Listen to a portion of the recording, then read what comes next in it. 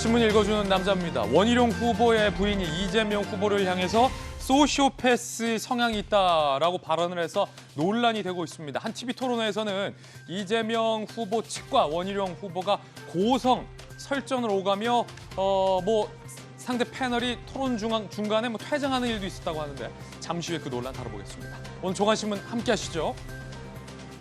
먼저 동아일보입니다. 오늘 저희 채널A가 단독으로 확보한 이 음성에 여러분들은 주목하셔야 될 것 같습니다. 동아일보 1면 톱뉴스로 보도하고 있는데 당시 성남도시개발공사에는 유동규 사장 대리 이전에 황무성 사장이 있었습니다. 그런데 유동규 본부장 말고 유투로 불렸던 또 다른 유 본부장이 황 사장에게 찾아가서 사표를 종용하는 듯한 녹취 음성을 저희 채널A가 확보했습니다. 그러면서 지휘부가 전전긍긍하고 있다라는 말도 등장을 합니다. 녹취록에서 황 사장이 시장 허락 받아와라 라고 사표 제출을 거부하는 듯한 메시지도 담겨 있습니다. 여기서 시장은 당시 이재명 성남시장입니다. 그러자 유모 본부장이 사장님이 백이 있습니까? 뭐가 있습니까? 내가 백이 있습니까? 유동규가 다 앉혀놓은 거 아닙니까? 당장 사표를 내지 않으면 박살난다라는 식으로 사표를 종용합니다. 한 조직의 사장에게 밑에 있는 본부장이 와서 사표를 종용하며 받아낸다? 이 본부장 뒤에는 과연 누가 있었던 걸까요? 유동규일까요? 아니면 그 누굴까요? 잠시 후에 이야기 나눠보겠습니다. 다음 신문입니다. 이번엔 한국일보입니다. 웃으며 포옹한 명락회동. 경선 2주 만에 원팀 주춧돌이 놓여졌습니다. 이재명 후보와 이낙연 전 대표가 전격 회동을 하고 껴안았습니다. 30분간 비공개 만남, 선대위 논의. 이낙연 전 대표는 정권 재창출 위해 힘 보태겠다라고 말을 하며 선대위원장이 아닌 상임 고문을 맡아서 보도가 되고 있습니다. 이재명 후보는 낮은 자세로 같은 DNA다라고 입장을 밝혔습니다. 다음 신문입니다. 이번엔 경향신문입니다. 가족 싸움으로 확전되는 양상, 위기의 윤석열, 중진 영입으로 몸집 키우기. 윤석열 후보가 박진, 김태호, 심재철, 유정복, 신상진 정말로 여권의 중진들을 여럿 영입을 했습니다. 유승민 후보는 윤석열 후보에게 이른바 대사과 사진 질문을 이어가며 윤석열 후보의 부인 김건희 씨가 직접 사진을 찍고 올린 것 아니냐라고 의혹을 제기했습니다. 다음 신문입니다. 이번엔 조선일보입니다. 국민이 백신 과학을 신뢰했다. 3개월 새 접종률이 75계단을 점프했다. 미국과 영국을 제쳤다라는 반가운 소식입니다. 접종 시작 8개월 만에 집단 방역의 첫 관문인 70%를 넘어섰습니다. 이제는 사실은 2차 접종을 넘어서 3차 부스터샷까지 접종해야 되는 건 아니냐라는 필요성이 국민 상당수에서 나오고도 있습니다. 지금까지 신문 읽어주는 남자였습니다. 월요일 아침 함께하신 전문가들 소개해드리겠습니다. 손정혜 변호사님, 윤석열 캠프의 김병미 대변인 나왔습니다. 돌직구축 강추부대 부산 전재수 의원과 기자 출신의 한신대 김수현 교수 나왔습니다. 모두 어서 오세요.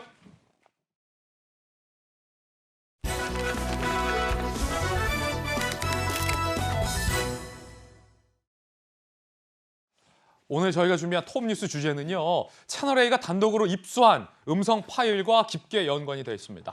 한 조직에 사장이 있고 그 밑에 여러 본부장들이 있습니다. 그런데 여러 본부장 중에 한 명이 찾아와서 사장 당신 사표 내라. 그것도 오늘 중으로 사표 내라 라고 사표를 종용했다면 과연 이들의 관계는 어떤 관계일까요? 그러면서 오늘 사표 내지 않으면 사장님이나 저나 박살난다 라고까지 얘기했다면 누가 이들을 박살내겠다라는 의미일까요? 채널A가 입수한 단독 보도 내용, 대장동 개발 의혹과 관련해서 상당히 중요한 장면이 될 것 같습니다. 박살난다! 누가 누구를 박살낸다는 걸지 일단 황무성, 당시 성남도시개발공사 사장이 녹취록을 사장의 목소리가 담긴 녹취록이 있습니다. 이 녹취록 안에 그 상황이 잘 담겨 있습니다. 들어보시죠. 저건 사장님이나 저나 어느 누구에 다 박살나. 아주 꼴이 아닙니다. 뭔 꼴이 아니게 돼. 그게 뭔데? 당신이 생각하는 게 뭐가 그렇게 그냥 주세요. 방법이 없습니다. 제가 다 붙여올까요?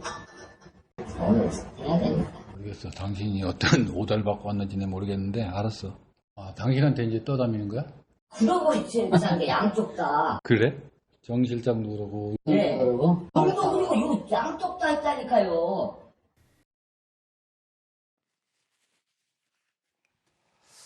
이게 상당히 일종의 조직 논리로 따지면 굉장히 무례한 장면입니다. 내 산하에 있는 본부장이 와서 사장 빨리 사표 내라. 내가 타이프 쳐줄까? 라고 하자 사장이 어이없다는 듯이 웃고 있습니다. 성남도시개발공사 당시 황 사장에게 유투로 불렸던 유 본부장이 찾아가서 사표를 종용한 대목입니다. 조금 더 자세하게 녹음된 파일을 살펴보겠습니다. 야, 채널A의 단독 보도 여러분들 보고 계십니다. 지금 이 시각 저희 돌직구쇼에서만 시청할 수 있는 내용입니다. 오늘 사표 안 나면 박살! 무슨 날이었길래. 유투로 불렸던 유 본부장이 황 사장에게 3차례나 찾아가서 사퇴를 압박하고 당일 밤늦게 사표 제출이 이루어집니다. 화천대유 설립 당일 대장동 사업자 공모지침서 배포 일주일 전입니다. 결국 황 사장이 사표 내고 유명한 유동규 씨가 사장 대리를 하면서 그 논란이 됐던 주주협약 등의 일들이 이루어지게 됩니다. 자, 윤석열 캠프의 김병민 대변인 나오셨습니다. 네. 조금 전에 생생한 녹음, 정말 생생하지 않습니까? 예. 들어보셨고 다시 한번 정리해드리면 성남도시개발공사의 당시 황 사장, 네. 황 사장이 물러나고 유동규 씨가 사장 대리를 하면서 대장동 개발이 착착착착 중요한 일들이 진행이 돼요. 예. 그리고 그 황 사장에게 사표 내라라고 종용했던 인물은 유동규 다음에 유투로 불렸던 유 본부장. 예. 어떻게 들으셨습니까? 충격적이죠. 시점도 충격적입니다. 2015년 2월 화천대유 대장동 개발이 이뤄질 바로 그 무렵, 특히 화천대유가 설립되고 여기에 대한 공모 지침서를 통해서 공개되기 직전에 일어난 일들이죠. 우리가 사장이 있는데 그 한참 밑에 있는 부하 직원이 와서 사표 내세요 라고 쥐고 흔들었던 일들이 성남시에 일어났다면 이것은 시정농단 아니겠습니까? 이재명 시장이 모르는 상태 속에서 이런 일들이 파다하게 벌어졌다면 이재명 시장의 측근들이 벌인 시정농단이 될 것이고요. 이재명 시장이 이 내용들을 다 알고 여기는 정진상 이재명 당시 시장의 지금도 핵심 측근으로 불리는 인물이 통화 녹취록에 나오게 되는데요. 그 사람들의 언급 속에서 정진상이라는 이름들이 나오게 되는데 그 이재명 시장이 당시 이런 내용들을 알고 있었다면 환경부 블랙리스트의 재판이라고 볼 수 있습니다. 문재인 정부에서 김은경 전 장관이 구속이 됐죠. 임기가 정해져 있는 사람들 사표 종용에서 있는 자리 끌어내게 되면 이거 법적으로 문제가 있다는 것을 법적 판결을 통해 우리는 지켜본 바가 있습니다. 이재명 당시 성남시에서 시정농단의 길을 선택할 것인지 환경부 블랙리스트 재판의 길을 선택할 것인지 양 갈래길에 서 있는 게 아닌가 싶은데 이 모든 일이 화천대유 설립과 대장동 개발 공모를 앞두고 있는 시점에 일어났기 때문에 이제는 진짜로 이재명 당시 시장은 어디까지 이 일을 알았는지 몰랐는지에 대한 진실을 답해야 될 시간이 찾아왔습니다. 유동규 본부장이 이 사표 이후에 성남도시개발공사를 이끌었고 그 기간에 화천대유의 민간 사업자 선정과 화천대유 측에 유리한 사업 협약 및 주주 협약이 체결이 됩니다. 황 사장의 사표로. 이야, 기가 막힌 시점에 사표를 종용한 일이 우연처럼 발생을 한 건데, 자, 이 대목을 어떻게 들어야 할까요? 판단 여러분들께서 해주시는데 다시 한번 들어볼 텐데 여기서 한 사람의 이름이 등장합니다. 사표를 종용한 쪽에 녹취에 따르면 지금도 이재명 후보의 최측근인 정진상 당시 성남시 정책실장의 이름이 등장합니다. 양쪽에서 다 나한테 사표 내라고 그러는 거야? 라고 황 사장이 묻자 유동규, 정진상의 이름을 거론하면서 이 유투 본부장이 그렇다라고 얘기를 합니다. 총 40분간의 녹취 파일에서 정진상 정책실장은 8번, 유동규 씨는 11번, 이재명 시장은 4번 언급이 됩니다. 다시 한번 들어보시죠. 그러면 사장이나 저나 어느 누구에 다 박살나고 아주 꼴이 아닙니다. 뭔 꼴이 아니게 돼. 그게 뭔데? 당신이 생각하는 건 뭐가 될까요? 그냥 주세요. 방법이 없습니다. 제가 다 붙여올까요? 오늘 해야 됩니다. 모르겠어. 당신이 어떤 오달 받고 왔는지는 모르겠는데 알았어. 아, 당신한테 이제 떠다니는 거야? 그러고 있지, 이상하게 양쪽 다. 그래? 정 실장도 그러고. 네. 그러고. 형도 그리고 요 양쪽 다 있다니까요. 정진상, 유동규 양쪽이 다 사표를 받아오라고 했다. 저희가 들려드리지 않은 내용 중에는 사장님이 백이 있습니까? 저가 백이 있습니까? 다 박살난다. 라는 내용도 담겨 있습니다. 기자 출신의 김수경 한신대 교수는 이 대목을 어떻게 들었습니까? 특히 이재명 후보의 측근이라고 자타가 공인하는 정진상 실장도 나오고 이재명 후보는 부인하고 있지만 측근이 아니냐는 의혹을 받고 있는 유동규 씨도 사표를 종용한 것으로 녹취록에 나와요.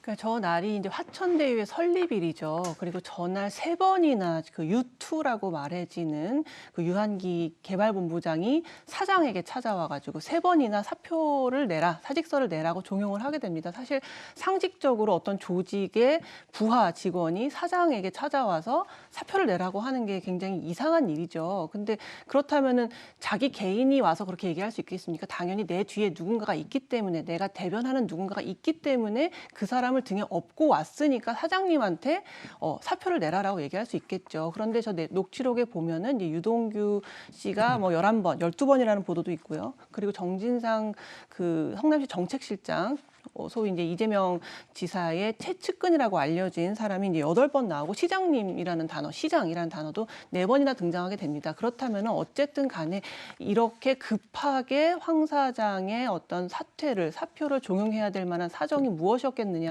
결국 그 뒤에 사천대유와 관련된 이런 모든 사업들이 착착착착 일사천리로 진행된 것으로 봐서 그동안 그 민간 사업자에게 너무나 이익을 많이 주는 이 분배 구조에 대해서 반대를 해왔던 황무정 사장이 걸림돌이 되기 때문에 빨리 그만두도록 종용했다고 생각하는 것이 상식적이겠고, 그럼 다만 여기서 이재명 지사가 이것을 알고 묵인했느냐, 모르고 있었느냐, 이런 것들이 이제 관건이 될 텐데 예. 뭐 유동규 씨 입장에서는 이제 유동규 씨가 그냥 이렇게 다 알아서 한 거고 황무정 사장이 그냥 일신상의 이유로 그만둔다고 하니까 이재명 시장이 그냥 사인을 했을 수도 있죠. 하지만 이 자기가 성남시장이 어쨌든 성남도시개발공사 시 사장이라던가 이런 거 임명권자이기 때문에 이 조직에서 이렇게 어마어마한 일이 있었다는 것을 전혀 모르는 상태로 그냥 안이하게 사인만 했다? 이런 식으로 변명하기는 좀 어려울 것이다라는 생각이 듭니다.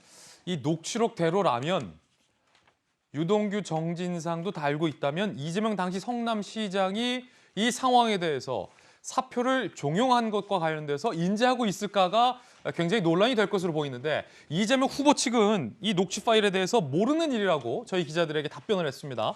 그리고 정진상, 이재명 후보의 측근인 정진상 전 실장 측은 황 전 사장의 사퇴 문제를 누구와도 상의한 적 없다라고 부인을 했습니다. 이재명 후보와 정진상 전 실장 양쪽 모두 다 부인하고 있다는 입장도 저희가 같이 전달해드리겠습니다. 그러면 전재수 의원님, 여기서 뭔가 논리적인 충돌이 발생하는데, U2라고 불렸던 일개 본부장이 사장에게 가서 사표를 종용하면서 댄 이름은 유동규와 정진상이었습니다.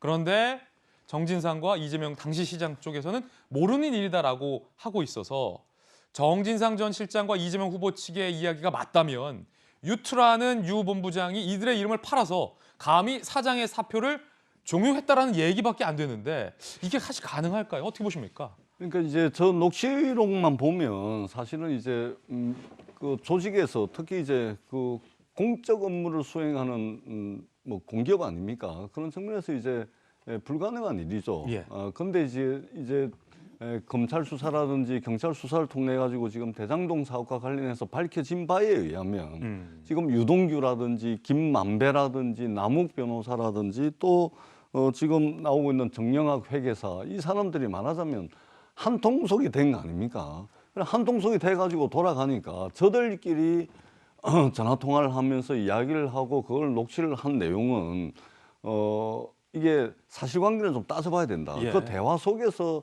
뭐 이재명 후보가 나오고 정진상 씨가 나오고 한 것은 본인들에게 확인을 한번 해봐야 될 만한 사안이다. 그렇게 생각을 하고, 분명한 것은 이미 대장동 사업을 진행함에 있어서 이 민간 개발업자와 유동규 씨가 거의 한 통속이 돼가지고 한 몸으로 움직였다라는 것이기 때문에 저기서 지금 유동규 쪽에서 사장도 쥐락펴락하면서 정진상이나 한통속. 이재명 시장의 이름을 팔았을 가능성. 그렇죠. 왜냐하면 저 사람들은 이미 왜 그러냐면은 특히 남욱 변호사 같은 경우는 대장동의 전체 토지의 32%를 매입을 합니다. 물론 예. 계약금만 지불을 하는데 그 돈을 이제 저축은행 등으로부터 1,800억을 대출을 받게 되는데 만약에 저게 100% 공공개발을 가버리면은 완전히 끝장나는 상황으로 내몰려 있는 상황이거든요. 그렇기 때문에 아마 유동규 씨라든지 이런 사람들하고 이게 뭐 로비를 했는지 어떻게 했는지 거의 한통속이 돼가지고 한 몸으로 굴러가게 되는 겁니다. 일종의 유착관계. 그렇습니다. 그런 측면에서 본다면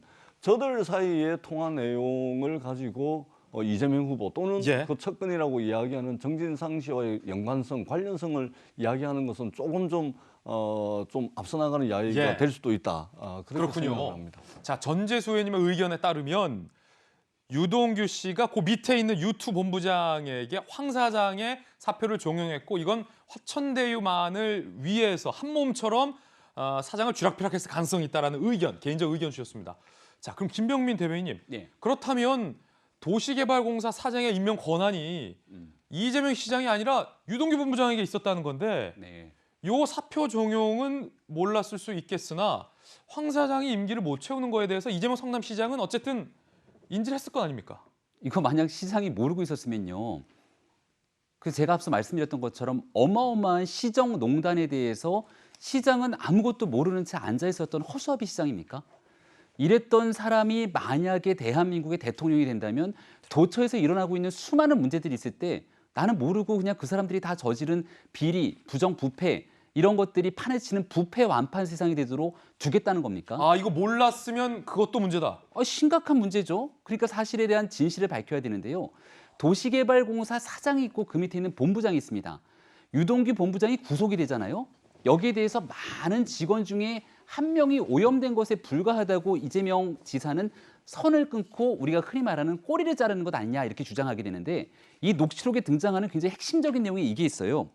사장님, 백이 있습니까? 아니면 뭐가 있었습니까? 유동규가 앉혀놓은 것 아닙니까? 사장님은 외람된 말씀이지만 너무 순진하세요. 자, 성남도시개발공사 사장을 이재명 시장이 되기 전부터 같이 가까운 관계였고 시장이 되도록 선거운동을 도왔고 이재명 당시 시장뿐 아니라 경기지사가 되고 나서 관광공사 사장에 임명할 정도로 가깝다고 볼 수 있는 이 유동규 씨가 사장에 대한 자리를 쥐락펴락하면서 이 녹취록이 사실이라면 유동규가 사장 자리를 앉혀놓을 정도의 역할이었다.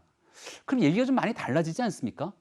그리고 이 사장과 유동규 씨의 관계가 틀어졌던 내용들을 오늘자 동아일보가 보도하고 있는 바에 따르면 남욱 변호사가 변호사를 추천하면서부터 도시개발공사에 뭔가 불협화음이 나기 시작했다는 건데 말 그대로 대장동 개발을 둘러싸고 있는 각종 문제들이 2014년 말 그리고 2015년도에 줄줄이 이어지는 상황에서 발생된 겁니다. 과연 이런 일들을 당시 이재명 성남시장이 몰랐을까요? 저는 상식의 범주에서 판단해 보건데 이 사건에 관련된 진실 하나씩 풀면 성남도시개발공사 사장은 누가 임명했습니까? 라고 하는 이 문제부터 한번 이재명 지사가 답을 내놓기 바랍니다. 일종의 이제 김병민 대변인의 의견, 반론을 제시해 준 건데 전재수 의원님 다시 발언, 재발론 기회 드릴 텐데 이재명 시장이 지금 사표 종용하는 일을 까마득하게 모르고 사장이 교체되고 더군다나 그게 화천대유에게 유리한 쪽을 위해서 이렇게 사장까지 교체되는 일도 모르고 있었다면 대통령 될 자격이 없다라는 반론이에요? 네.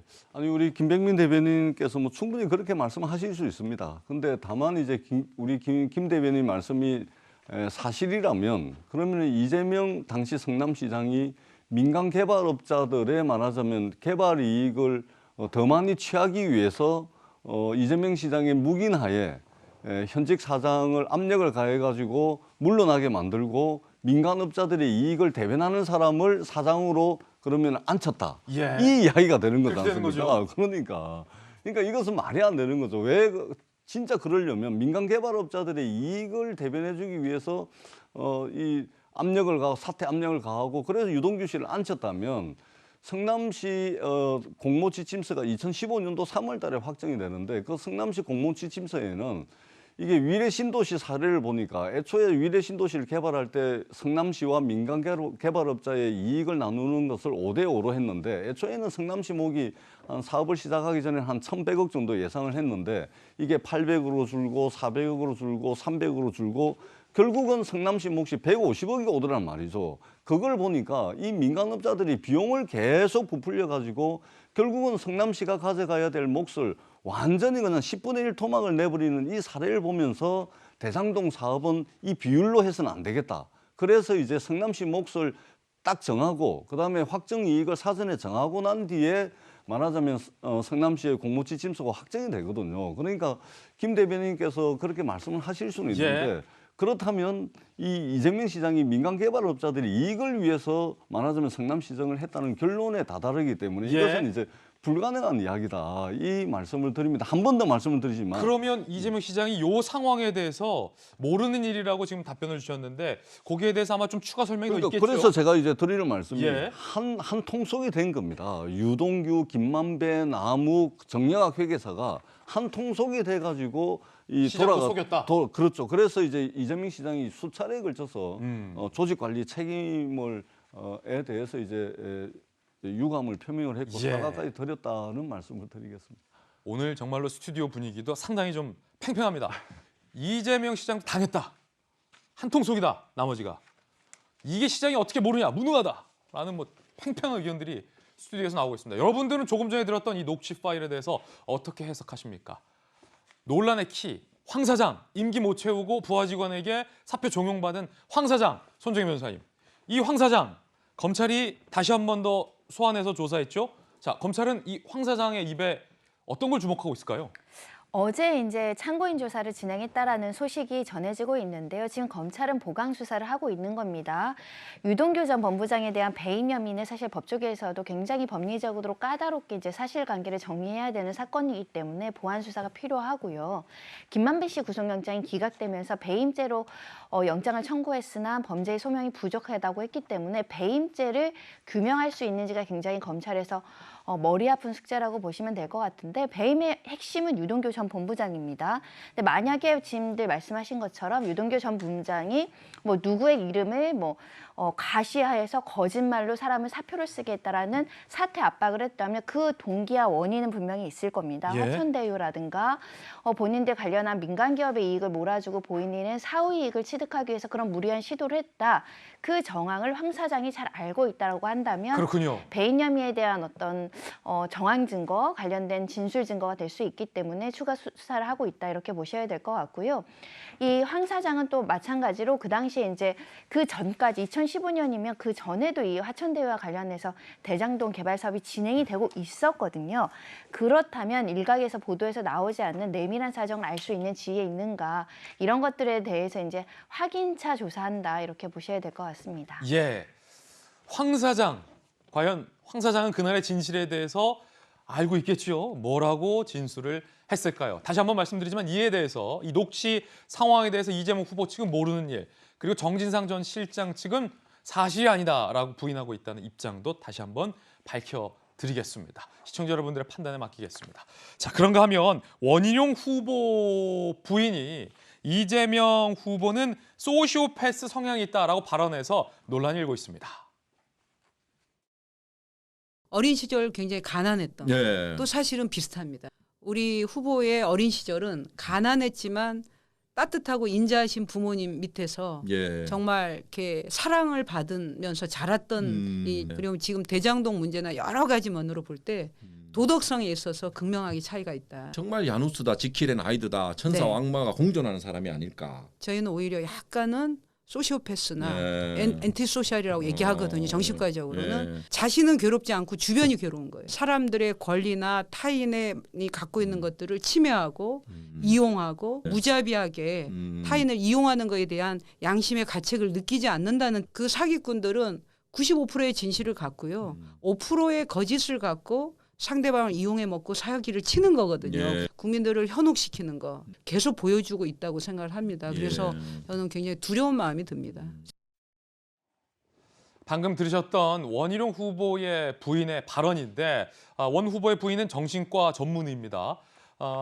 이재명 후보를 향해서 소시오패스 성향이 있다. 95%의 진실 말고 5%의 거짓으로 사람을 괴롭히고 현혹한다라는 이야기를 해서 이재명 후보 측이 발끈을 했고, 이에 대해서 원희룡 후보 측이 또 발끈을 하면서 토론에서 토론이 불가능해진 상황까지 발생을 했다고 합니다. 함께 보시죠. 자, 이제 이 발언을 갖고 MBC 라디오에서 붙었어요. 이재명 캠프의 전 대변인인 현근택 전 대변인과 원희룡 후보가 직접 붙은 거예요. 저도 봤는데 MBC 라디오 진행이 불가능할 정도의 설전이었습니다. 원희룡 후보는 전문적 소견에 비춰 의견 얘기할 수 있고 아내의 발언을 지지한다. 그러니까 이재명 후보 측에서는 사과하라고 요구했는데 사과를 하는 게 아니라 아내 말이 맞다. 정신감정 받자라고까지 원희룡 후보가 나온 겁니다. 그러자 이재명 캠프에선 현근택 대변인 공식적으로 사과하라. 분명한 인신공격이자 후보자 비방과 허위사실 공표, 법적 조치하겠다라고 얘기를 합니다. 사과를 왜 하냐? 협박하는 거냐? 책임을 지겠다. 대통령 될 사람 정신병자인지 알 권리 내 있다. 왜 성질을 내냐? 라며 삿대질도 나왔고요. 고성 끝에 현근택 전 대변인이 생방송 도중에 자리를 뜨는 일까지 발생을 했습니다. 정말로 이 격렬한 설전이었는데 요 장면이 발생하기 불과 5초 전 고 스튜디오에 김병민 대변인이 녹화를 하고 원희룡 후보와 교체가 됐습니다. 그날의 상황에 대해서 누구보다 김병민 대변인이 잘 알 것 같은데, 자, 그날의 상황이 어땠는지 좀 설명 좀 해주시죠. 예, 그날 이제 토요일 오전이었고요. 제가 10시에서 11시까지 일요일에 나가는 방송 녹음을 하고 딱 원희룡 지사 자리에 앉아 있었습니다. 그리고 나와서 저 빼고 나머지는 사람들은 그대로 이제 제자리에 원희룡 후보가 들어가고 생방송이 진행됐는데, 처음에 원희룡 후보가 자리에 왔을 때만 해도 굉장히 분위기가 화기애애했습니다. 그래요? 상당히 좋았고 원희룡 후보도 드디어 이제서야 저를 불러주는군요. 최근에 대장동 일타 강사 때문에 원희룡 후보가 국민의 관심을 많이 받지 않았습니까? 근데 문제는 이제 현근택 변호사와 설전을 주고받는 과정 속에서 아내에 관한 얘기가 나오니까 과거 노 전 대통령의 발언이 생각나듯이 제가 우리 아내를 지킬 수 없다면, 이런 방식으로 약간 초점이 좀 이탈하기 시작했고요. 허이로 앵커가 굉장히 진행을 잘하고 있는데 도저히 상황 전개가 안 될 정도로 감정들이 격해지기 시작하면서 결국은 현근택 변호사가 자리를 뜨게 되는 상황까지 아니 오게 그 됐죠. 라디오 DJ가 광고 틀자 했는데 광고도 안 나왔어요, MBC에서. 그냥 싸우는 게 막 계속 준비되지 나왔어요. 않는 중간 광고를 좀 들어야겠습니다라고까지 얘기했는데, 심지어 마이크를 내렸습니다. 마이크를 내렸음에도 불구하고 앵커 마이크가 있기 때문에 정말 대대적인 큰 방송사에 기록될 만한 일이 아닐까 싶은데요. 일단 이 일이 시작됐던 배경은 지금 좀 전에 봤던 것처럼 이재명 후보의 국감장에서의 태도, 그리고 이를 지켜봤던 국민들의 감정, 그리고 이를 원희룡 후보의 부인이 정신과 전문의로서 얘기했던 내용들이 오해의 오해들을 거치면서 일이 진행됐던 건데, 결국 판단은 국민들께서 또 시청자분들께서 보면서 하실 몫이라고 생각합니다. 자, 일단 이재명 후보 측과 원희룡 후보 측이 또 여진이 있습니다. 각자의 입장도 한번 살펴보겠습니다. 먼저 민주당이 원희룡 후보 측을 비판했습니다. 부인만 두둔하고 국민은 안중에도 없는 아나무인격 태도는 대선 후보 자격을 의심케 한다. 서용주 민주당 상근 부대변인은 후보 직이라도 걸고 책임지겠냐. 이경 전 이재명 캠프 대변인은 원희룡 후보는 분노 조절 장애, 지금 소시오패스의 분노 조절 장애 서로 주고받고 있는 겁니다. 그러자 원희룡 캠프 측 현근택 대선 후보 초대해놓고 사과하라며 윽박을 넘어 법적 조치 등을 운운하며 돈 없는 무례를 범했다. 과히 이재명 후보 전 대변인다운 막가파식 언행이다라고 원희룡 캠프 측과 이재명 캠프 측이 상당히 지금 서로 감정이 지금 상해 있는 상황. 일단 기자 출신 김수영 교수가 보기에는 어떻습니까? 저도 그날 방송을 들었거든요. 그래요? 근데 정말 그 오디오가 소위 물린다고 하죠. 서로 말이 막 섞여가지고 무슨 말인지 하나도 못 알아들을 정도로 막 서로 격앙돼서 고성과 삿대질과 욕만 안 나왔고 엄청 험악했어요, 분위기. 거의 방송 사고에 가까운 사고죠. 저건 방송 사고예요. 일이었는데요. 그러니까 좀 태도하고 내용을 좀 분리해서 봐야 될 것 예. 같아요. 태도는 분명히 잘못됐습니다. 어쨌든 청취자가 듣고 있는 방송인데 거기에서 진행자의 전혀 진행이 불가능할 정도로 고성을 막 난무하게 그렇게 진행했다는 거는 어쨌든 간에 그 원희룡 후보 측으로서는 잘못된 일이죠. 그래서 아마 방송 마지막에 그 태도에 대해서 사과한다고까지 얘기를 하긴 했습니다. 근데 다만 내용적인 측면에서 이제 그 원희룡 후보의 아내가 지금 이재명 지사의 어떤 모습을 볼 때 반사회성 성격 장애의 어떤 그런 소시오패스의 경향이 보인다라고 얘기를 했는데 이제 이게 민주당 측에서는 직접 만나가지고 어떤 대화를 나누거나 검진을 한 것이 아닌데 어떻게 진단명을 이렇게 내릴 수 있느냐, 그것이 의사윤리 위반이다라고 얘기를 하고 있는 입장인데, 진료도 하지 않고 진단하는 건 의사윤리 위반이다. 위반이다라고 얘기를 하고 있고, 또 한편으로는 또 일각에서는 그럼에도 불구하고 어떤 그러한 위험한 어떤 징후가 보이는 것에 대해서는 주의를 환기시킬 의무가 있다 의사에게, 이렇게 반박을 하고도 있습니다. 그래서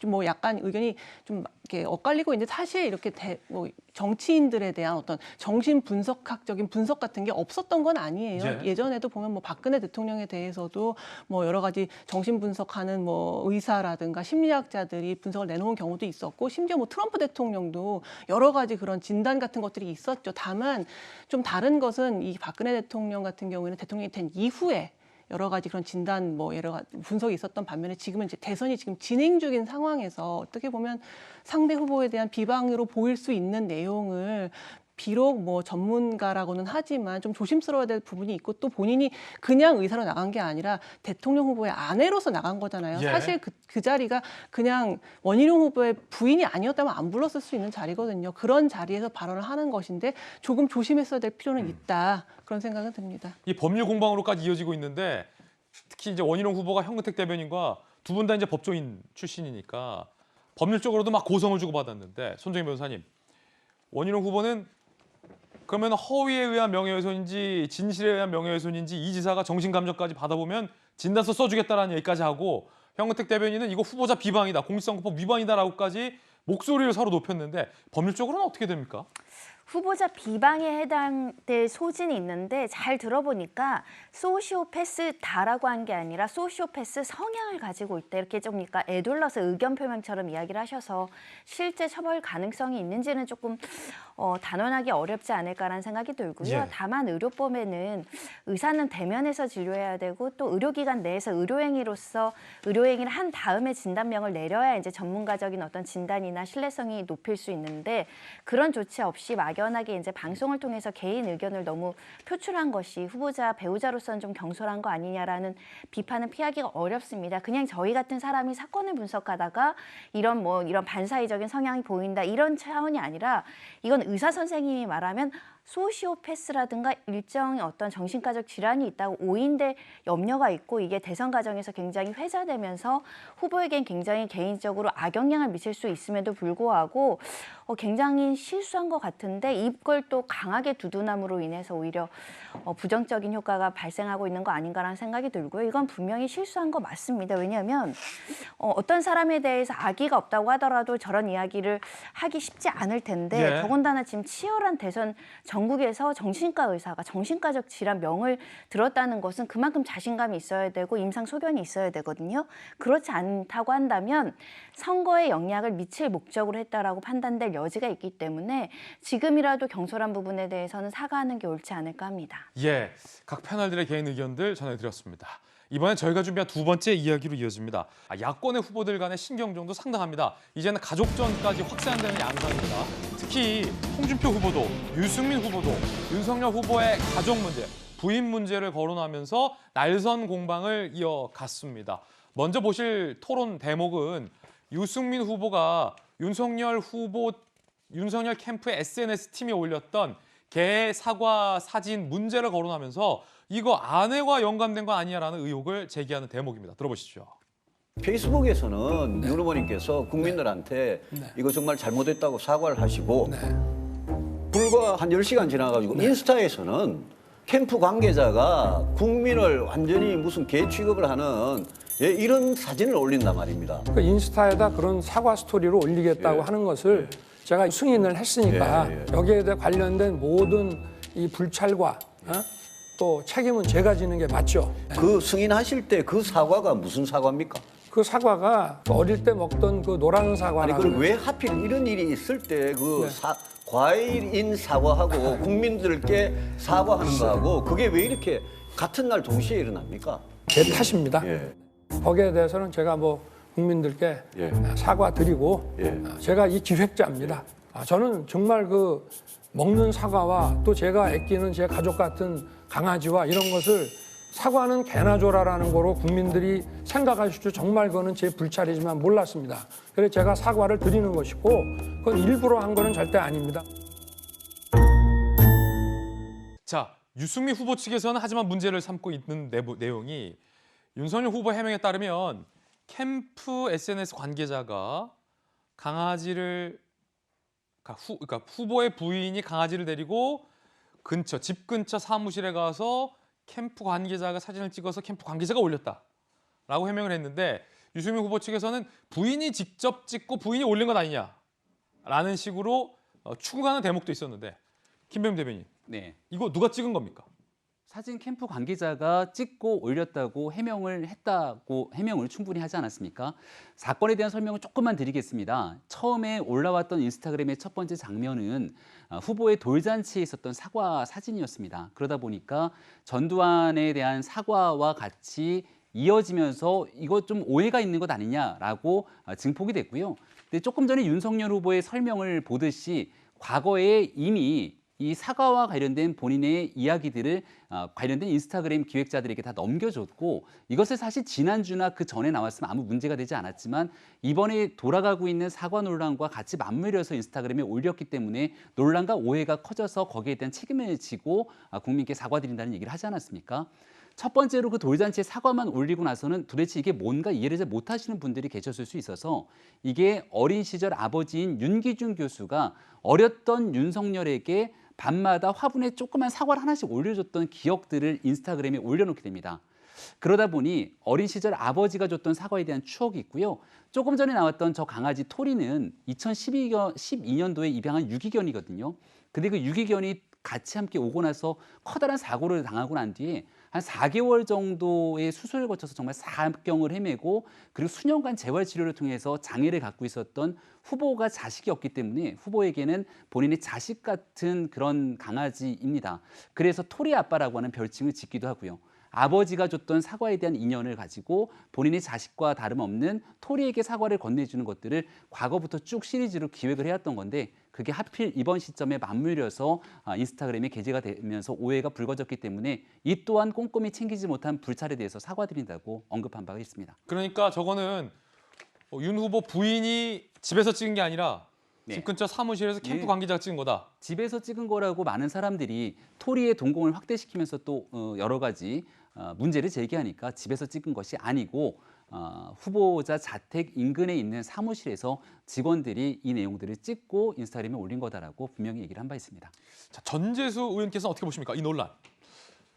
뭐 설사 그렇다 하더라도 밤 12시간 넘은 시간에 후보 캠프에서 SNS 담당하는 실무자가 후보 배우자에게 전화를 해서 강아지 좀 데리고 나오시라. 밤 12시 넘어서. 그 사진을 찍었다는 거 아닙니까? 이거는 저희들도 선거를 많이 해봤지만 이 밤 12시 넘어서 굳이 강아지를 데리고 나와가지고 이 강아지에게 사과를 주는 사진을 찍어야 될 급박한 무슨 일이 있습니까? 그렇지 않죠. 그러니까 이거는 해명이 이게 좀 시원하지가 않습니다. 그냥 있는 대로 기왕에 사과하는 거 사과하면 되는데 자꾸만 이 논란을 만듭니다. 대한민국 천지 어느 캠프에서 밤 12시 넘어가지고 엄청나게 급한 일도 없는데 밤 12시 넘어가지고 후보 배우자 보고 강아지 안게 나오고 해가지고 그걸 사진을 찍어서 SNS에 올립니까? 그건 안 되는 것이죠. 아마 국민의힘에도 이제 11월 5일이면 후보가 선출이 되고 불과 2주가 안 남은 시간이기 때문에 아마 저 공방들이 더 격화될 겁니다. 그런데 이 광주 전두환 정권 찬양의 문제는 우리가 윤석열 후보에게 어떤 전문가적 수준의 식견이라든지 학자적 수준의 식견을 요구하는 것이 아닙니다. 우리가 전두환 정권의 정통성 문제 또 가혹하게 정치를 했던 부분에 대해서 사법적으로 단죄도 내려졌고 역사적 논쟁 과정을 거쳐가지고 우리 공동체가 합의한 전두환 정권에 대한 어떤 규범이랄까 사회 통념상으로 통하는 상식 이런 것이 있는 것이거든요. 그런데 그것을 완전히 무시하고 전두환 정권을 옹호하는 듯한 발언들은 정말로 이게 대통령 선거가 이게 국가 경영에 대한 비전이라든지 이 민생과 관련된 문제 중심으로 논쟁이 좀 돼야 되는데 자꾸만 개 사과 나오고 설사 개에게 사과를 준다 치더라도 개는요 저 깎지 않은 사과는 안 먹습니다. 껍질 벗기지 않고 저렇게 내밀면 개 안 먹어요. 진짜 개에게 사과를 먹이려고 했으면 껍질 깎아서 줬어야 되는 것이죠. 그래서 저 해명 자체가 또 다른 논란을 낳고 있고 또 다른 논란을 낳고 있기 때문에 그냥 깔끔하게 죄송합니다, 사과합니다 하고 넘어가는 것이 윤석열 후보에게는 굉장히 이로울 것 같다 이런 생각을 합니다. 밤 12시가 넘었다, 시간이. 그렇죠. 자, 이 부인을 거론한 문제 제기, 그리고 가족 간의 어떤 문제 비화, 홍준표 후보와의 토론 대목에서도 등장합니다. 들어보시죠. 실장 사무실도 사모님이 짜고 사모님이 기획하신 거 아니냐? 제 처는 그런 내용을 모르기 때문에 제가 그 사과와 관련한 그 스토리를 얘기를 해준 것이고 그거를 하면 좋겠다고 제가 판단해서 하라고 한 겁니다. 집 근처 사무실은 그 사모님 사무실을 만든 거죠? 집이든 어떤 사무실이든 그게 뭐가 중요하겠습니까? 제가 전부 한 것인데 가족이 뭐 저 어떤 분들은 뭐 저 후원회장도 맞는데 원래 이 선거라는 거는 그 뭐 시쳇말로 패밀리 비즈니스라고 하지 않습니까? 제 처는 다른 후보 가족들처럼 그렇게 적극적이지 않기 때문에 그런 오해할 필요는 없다고 저는 생각하고 있습니다. 지각씨는 지금 소환 대기 중이라서 밖에 못 나오니까 지금 후원회장이라는 의미는 돈 가지고 관리하는 그 의미가 아닙니다. 가장 가깝고 믿음직한 사람을 후원회장하는 시대인데 그 얼마나 아름다운 동행입니까? 자, 토론회는 아니었고 홍준표 후보와 이런 설전이 오고 간 겁니다. 소환을 앞두고 있지 않느냐, 홍준표 후보 측의 이제 반론까지 나왔습니다. 아까 이 논쟁이 되고 있는 게 밤 12시가 넘은 시각에 어떤 캠프 간부자가 후보의 부인을 불러내냐 라는 의문 제기였거든요. 김병민 대변인님. 예, 일단은 한 가지 분명하게 좀 짚고 넘어가는 건 후보자가 토론회를 통해서 그리고 어제 행사장에 있었던 흔히 말하는 백브리핑 자리에서의 기자들과의 만남에서도 분명하게 모든 일들은 내가 기획했고 내 불찰이라고 국민 앞에 겸허하게 사과를 한 바 있다는 말씀을 먼저 드리고요. 궁금해하시는 건 왜 그날 밤에 그렇게 올렸는가라는 것 아니겠습니까? 앞서 설명드렸던 것처럼 첫 번째 사진이 하나 올라갔던 게 돌잔치의 사진입니다. 여기서의 사과 논란이 커지니까 두 가지의 판단이 있을 겁니다. 오해가 있기 때문에 이 사진 아예 내려버리고 여기에 대해서 더 이상 논의를 하지 않는 첫 번째 안이 있을 것이고요. 두 번째는 이 돌잔치 사진을 올렸던 의미는 아버지와의 관계를 함께 연출하기 위한 것이었는데 이렇게 오해하니 너무 안타깝다. 그래서 두 번째에 대한 것들을 올려야 되지 않겠는가에 대한 이안이 있을 겁니다. 물론 어떤 안을 선택하든지 간에 결국은 국민 앞에 다시 한번 송구하다는 말씀을 드릴 수밖에 없었을 텐데 이 안으로 이게 원래 예전부터 기획돼 있는 상태였고 절대로 사과를 바탕으로 국민께 폄훼하거나 오해를 촉발시키려고 했던 의미가 아니라고 생각했기 때문에 인스타그램에 올리려고 했던 것 같습니다. 그러다 보니 그날 돌잔치가 올라왔던 밤에 이 사진을 함께 찍고 원래 기획됐던 아버지와의 관계 그리고 후보에게 자식 같은 토리에게 사과를 주는 사진들이 연달아 올라갔던 건데요. 그 또한 국민들께서 보시기에 오해가 있을 수 있다고 하니까 후보가 직접 나서서 사과를 했으니 여기에 대한 진위 그리고 그 진정성에 대해서 한 번쯤 깊이 고민해 주시면 고맙겠다는 말씀드립니다. 예, 자, 김병민 대변인님. 지금 캠프에서 그 후보가 신임하는 유일한 대변인이잖아요. 요 사과 논란으로 주말 내내 해명하느라 좀 진땀 뺐죠. 힘들었죠. 네, 아니 뭐 국민들께서 바라보는 시각이 다양할 수 있고 또 이번 한 주를 지켜보면서 전두환에 대한 발언 여러 가지 논란들 후보께서 여러 차례 이제 사과도 하고 국민들께서 지켜보시는 그런 의견들을 충분히 겸허하게 수용하고 경청한다는 말씀을 드린 바가 있었는데요. 이것도 뭔가 지금 자동응답 같아. 얼마나 많이 한 말이야. 선거 과정이라는 건 저는 대한민국의 대통령으로서 국가를 함께 국민들과 해나가기 위해서 배우고 경험하는 시기라고 생각합니다. 이번 한 주가 윤석열 후보에게도 국민들께서 전해주는 많은 의견들을 충분히 듣고 또 비판에 대해서 수용하면서 더 발전해 나갈 수 있는 좋은 귀한 시간이 됐다고 생각합니다. 잘하겠습니다. 예, 야, 그 모범 답안 같은 것만 김병민 대변인이 쏙쏙 해명하느라 아마 고생 많았을 겁니다. 자, 그런가 하면 윤석열 후보와 홍준표 후보 간의 어떤 이 부인 문제의 설전을 두고 유승민 후보는 이렇게 얘기했습니다.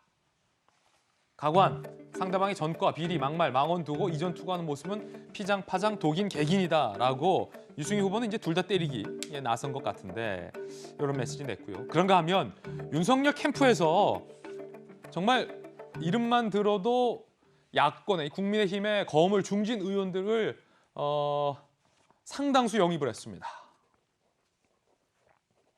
인물을 보면요. 자, 주호영 의원 앞서서 영입했는데 5선, 김태호 의원 지사 출신의 3선, 박진 국회의원 4선, 심재철 전 의원 5선, 유정복 전 의원 지자체 시장 출신의 3선. 합하면 이분들만 하면 몇 선입니까? 5, 3, 8, 12, 17, 20선. 몸집 키우기 20선급 중진들을 대거 영입을 했습니다. 자, 그러자 이 모습을 바라보고 있는 국민의힘 내에서의 최대 라이벌 홍준표 후보는 이 장면이 내심 못마땅한 듯 해보였습니다. 이런 얘기를 했습니다. 광역단체장 공천을 미끼로 중진 출신을 데려가느냐. 그러니까 한 프레임을 싹 걸죠. 저거 뭐 단체장 공천 미끼로 간 거다. 순수하게 영입된 거 아니다. 라고 이제 의심을 하는 거고요. 그러다 한 방에 훅 간다. 각종 공천 미끼에 혹해서 넘어가신 분들은 치근하다. 그러니까 저쪽 영입된 분들에게도 약간 불편한 심기. 김성 교수님, 이 홍준표 후보가 보기에는 이게 약간 불편한 장면이에요. 그런데 광역단체장 공천을 미끼로 갔다라는 일종의 프레임을 이제 싹 씌운 건데 그거 뭐 진실은 알 수 없지 않습니까? 절반의 진실 같아요. 사실 뭐 정치 쪽에서 어떤 백의종군의 마음으로 정말 순수하게 아무 대가 없이 어떤 캠프에 들어가서 정말 이름도 빛도 없이 일을 하는 사람들이 얼마나 있겠습니까? 사실 뭐 물론 순수한 마음으로 돕기 하겠습니다만 만약에 정권이 창출되었을 때는 여러 가지 그런 기대치들이 있을 것이고 사실 홍준표 캠프에 들어간 사람들은 그럼 다 순수한 마음으로만 그 안에 있을까요? 다 뭐 여러 가지 정치적인 계산과 고려가 있겠죠. 정치 쪽에서는 늘 있는 일이고 그것을 어떤 자리만 보고서 이 사람을 데려왔다라고 말할 수도 없지만 또 한편으로는 전혀 그런 대가 없이 순수한 의도로만 데려왔다 혹은 내가 갔다라고도 말할 수 없는 것이 결국 정치계의 이제 일상적인 일이 아닌가 싶은 생각이 듭니다. 예. 근데 전재수 의원이 그 이광재 후보 도울 때는 안 될 거 알면서 도왔잖아요. 그러니까 정치라는 게 정선에서 똑 떨어질 거 알면서 도왔잖아요. 그러니까 뭐 정치만 그런 게 아니고 예. 우리 사회 모든 게 다 그런 이기적 동기가 있고 그 이기적 동기가 사회 공동체에 또 이익이 되는 정치가 원래 그런 거다. 그 결과를 놓지 않습니까? 그런데 이제 정치가 꼭 그런 것만은 아닙니다. 인간적 신의와 인간적 도리에 따라서 정치적 판단을 하는 경우도 굉장히 많다는 말씀을 드리도록 하겠습니다. 제가 또 아픈 또 과거를 너무 콕 그렇지 집어서 않습니까? 그렇죠. 자, 홍준표 후보가 이런 얘기도 했습니다. 상당히 좀 재밌는 발언인데 우리 쪽으로 오면 장제원, 하태경도 받아주겠다. 아시다시피 하태경 후보는 홍준표 저격수로 조국수 홍, 카지노 홍 등을 토론회 바다 언급해서 홍준표 후보가 쥐어박을 수도 없고라고 얘기했던 인물이기도 합니다. 들어보시죠. 정권 교체의 뜻을 같이 한다면 어떤 분도 사양하지 않습니다. 장제원 의원도 받아줍니다. 그럼 혹시 하태경 의원도 받아주세요? 그렇습니다. 본인이 온다면 다 떨어져서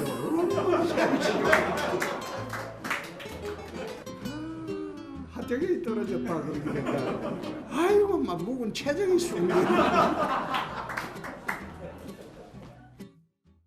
일종의 조크. 역시 홍준표 후보다운 조크를 날린 건데 아니 문득 궁금해져요. 하태경 전 후보의 근황이 궁금한데 김병 대변인님, 홍준표 저격수 홍준표 후보가 갸 떨어져서 속이 다 시원하다라고 얘기했었던 하태경 후보는 어디 있습니까? 지금 윤석열 캠프에 있습니까 혹시? 지금 캠프에 참여하고 있지 않고요. 아마 신발끈을 동여매고 있을 겁니다. 어느 쪽으로? 이제 본선 11월 5일 후보가 확정되면 신발끈 동여매고 이재명 후보 저격수로 나서지 않겠습니까? 아마도 전체적인 한 명의 후보가 선출되고 났을 때 가장 적극적인 역할을 할 것 같고요. 홍준표 후보가 갖고 있는 가장 솔직한 매력이 저런 면이잖아요. 지금은 여러 후보들을 상대로 거친 설전을 벌이고 있지만 한 명의 후보가 11월 5일 확정되면 원팀으로 또 적극적으로 도울 수 있는 역량과 인품을 가진 그런 후보가 저는 홍준표 후보라고 생각합니다. 야, 이게 지금 김병대 말하는 거 보니까 하태경 후보랑 뭔가 모종의 캠프 사이에 오간 거 아니에요? 캠프 사이에 뭐가 오갔으면 지금 저희 캠프에 들어와 있지 않겠습니까? 오케이, 없다. 예, 알겠습니다. 자, 이 지금 야당도 굉장히 치열하잖아요. 여당은 이미 이재명 후보로 선출이 됐으니까 끝났고 일정이 요 치열한 야당 경선에 그분이 등판을 할 것 같습니다. 이분입니다. 지금 뭐 전재수 의원, 김병민 대변인 뭐 거의 뭐 존경의 눈으로 보고 있고 감탄의 눈으로 보고 있습니다. 왜냐하면 민주당에서 선거를 기적적 승리로 이끌었었고 국민의힘에 넘어와서 재보선거를 또 기적적으로 승리로 이끌었던 정말로 사령관, 제야의 고수가 된 김종인 전 민주당 대표 전 국민의힘 비대위원장이 이런 얘기를 했어요.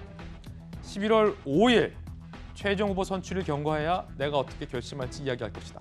확실한 비전과 계획, 가능성 있는 후보인지 확인하지 않으면 나는 절대로 역할을 안 한다라고 얘기를 했는데 방점은 여기서 안 한다의 방점이 있는 게 아니라 11월 5일 이후라는 거에 방점이 찍혔다라고 해석이 지배적으로 나오고 있습니다.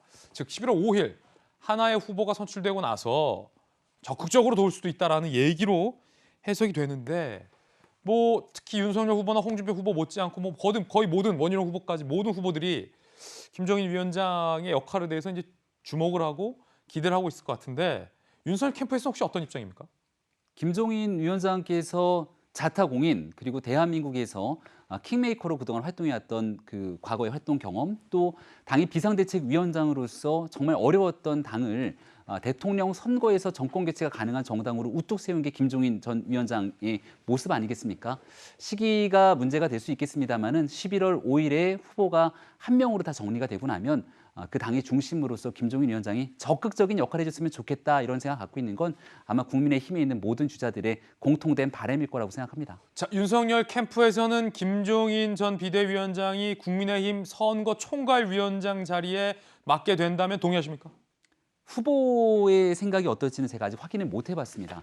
하지만 제가 말씀드린 것처럼 거의 주변에 있는 국민의힘의 많은 관계자들과 함께 얘기를 했을 때 김종인 전 위원장의 도움 그리고 김종인 전 위원장이 대통령을 만들어 봤던 그 엄청난 경험으로 선거를 이끌어주게 된다면 이번 정권 교체에 가장 큰 힘이 실릴 거라고 얘기하는 데는 전혀 이견이 없다고 생각합니다. 그러면 예전에 모셨던 대표가 국민의힘의 총괄 선대위원장으로 가는 것 전재수 의원님 동의하십니까? 저는 김종인 대표를 원래 잘 좋아하지를 않습니다. 원래 안 좋아했습니까? 그렇군요. 몰랐습니다. 왜 그러냐면 2016년도에 제가 당선이 되고 나는데 어디 라디오에 나가가지고 김종인 당대표 임기 연장 문제에 대해서 제가 그것은 안 된다라고 한마디 했더니 그 뒤로 민주당 제가 국회의원 되고 나는데 여러 차례 이게 그 인사도 드리고 했는데 인사를 안 받아요. 그 한마디 했다고. 그러니까 연세가 드셔서 그런지 뭐 뒤끝이 좀 있는 것 같아서 저는 별로 이제 좋아하지는 않지만 그렇군요. 어떻든 뭐 박근혜 정부도 만들고 또 민주당도 또 이제 총선에서 승리하는데 역할을 한 것은 뭐 인정은 합니다. 그러나 그것이 김종인 대표의 뭐 전적인 역할은 아니라고 봅니다. 박근혜 대통령이 될 때는 박근혜 대통령이 잘해서 된 거죠. 민주당이 총선에서 이긴 것은 그럴 만한 사정이 있기 때문에 그런 것이지 대한민국 정책이 또 대한민국 유권자들의 선택이라는 것이 뭐 어떤 한 사람이 해가지고 좌지우지 되는 것은 아니죠. 저는 김종인 대표가 너무 이제 정치 이벤트가 열릴 때마다 굉장히 과대평가되고 있다. 저는 그렇게 생각을 합니다. 이제 80살이 넘으셨으니까 뭐 좀 조언해 주는 것은 좋지만 필드에 직접 나서가지고 하는 그런 모습도 제가 보기에는 그렇게 좋아 보이지는 않습니다. 이재명 후보하고 김종인 대표는 되게 친하다 그러더라고요. 그래요? 이 말씀도 아울러서 드리도록 하겠습니다.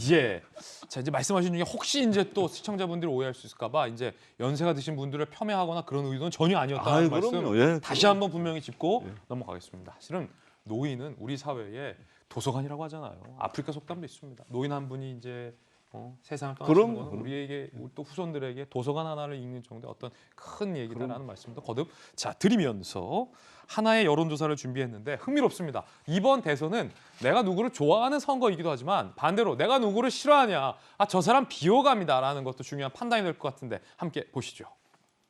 손정혜 변호사님, 비호감도가 뭐 일이 높습니까? 이거 어떻게 됩니까? 설명 좀 해주시죠. 역대 대선 후보 중에 이렇게 비호감도 더군다나 유력한 당 후보들이 이렇게 60% 가까이 넘는다라는 수치는 정치권에서는 정말 반성이 필요한 수치이다 이렇게 말씀드릴 수 있고요.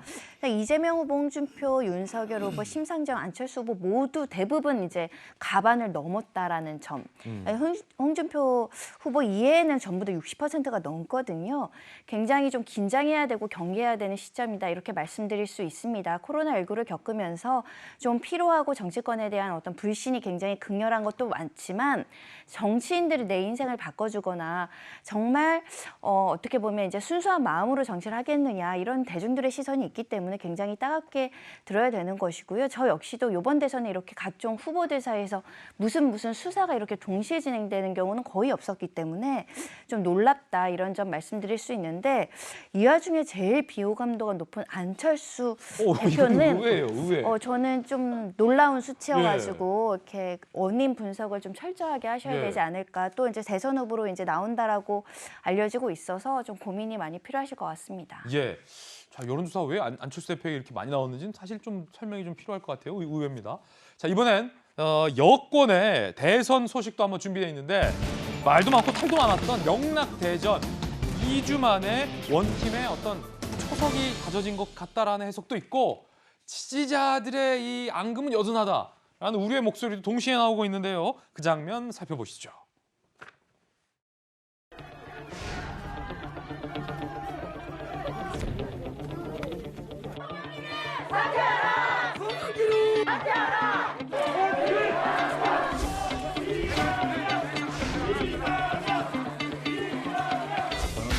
문재인 정부의 성공과 정권 재창출을 위해서 작은 힘이나마 보태겠습니다. 누구든 마음에 남은 상처가 아물도록 당과 지도자들이 앞장서서 노력했으면 합니다. 먼저 자 일찍 이렇게 찾아뵀어야 되는데 아니요, 국정감사 때문에 그러게요. 약간 늦어져서 제가 송구스럽게 생각합니다. 폭넓게 이렇게 모든 것을 다 수용해 주시고 또 정권 재창출에 모든 힘을 함께 해주시겠다는 말씀을 제가 현장에서 실천으로 반드시 보답해드리도록 하겠습니다. 협의한 결과 선대위 상임 고문을 이낙연 전 대표께서 맡기로 하였습니다. 캠프에 참여했던 의원들도 참여 방안을 모색하기로 했습니다. 자, 이제 두 후보 간에 어떤 손을 잡고 포옹하는 모습도 나왔는데 여기서의 좀 디테일은 공동 선대위원장이 아니라 상임 고문을 이낙연 전 대표가 맡기로 했다라는 점입니다. 그럼 공동 선대위원장 자리는 누구를 생각하고 있을까요? 함께 보시죠. 김수영 교수님도 기자하셨으니까 잘 알잖아요. 사실 상임 고문을 이낙연 후보가 맡기로 했다와 이낙연 전 대표가 선대위원장을 맡기로 했다.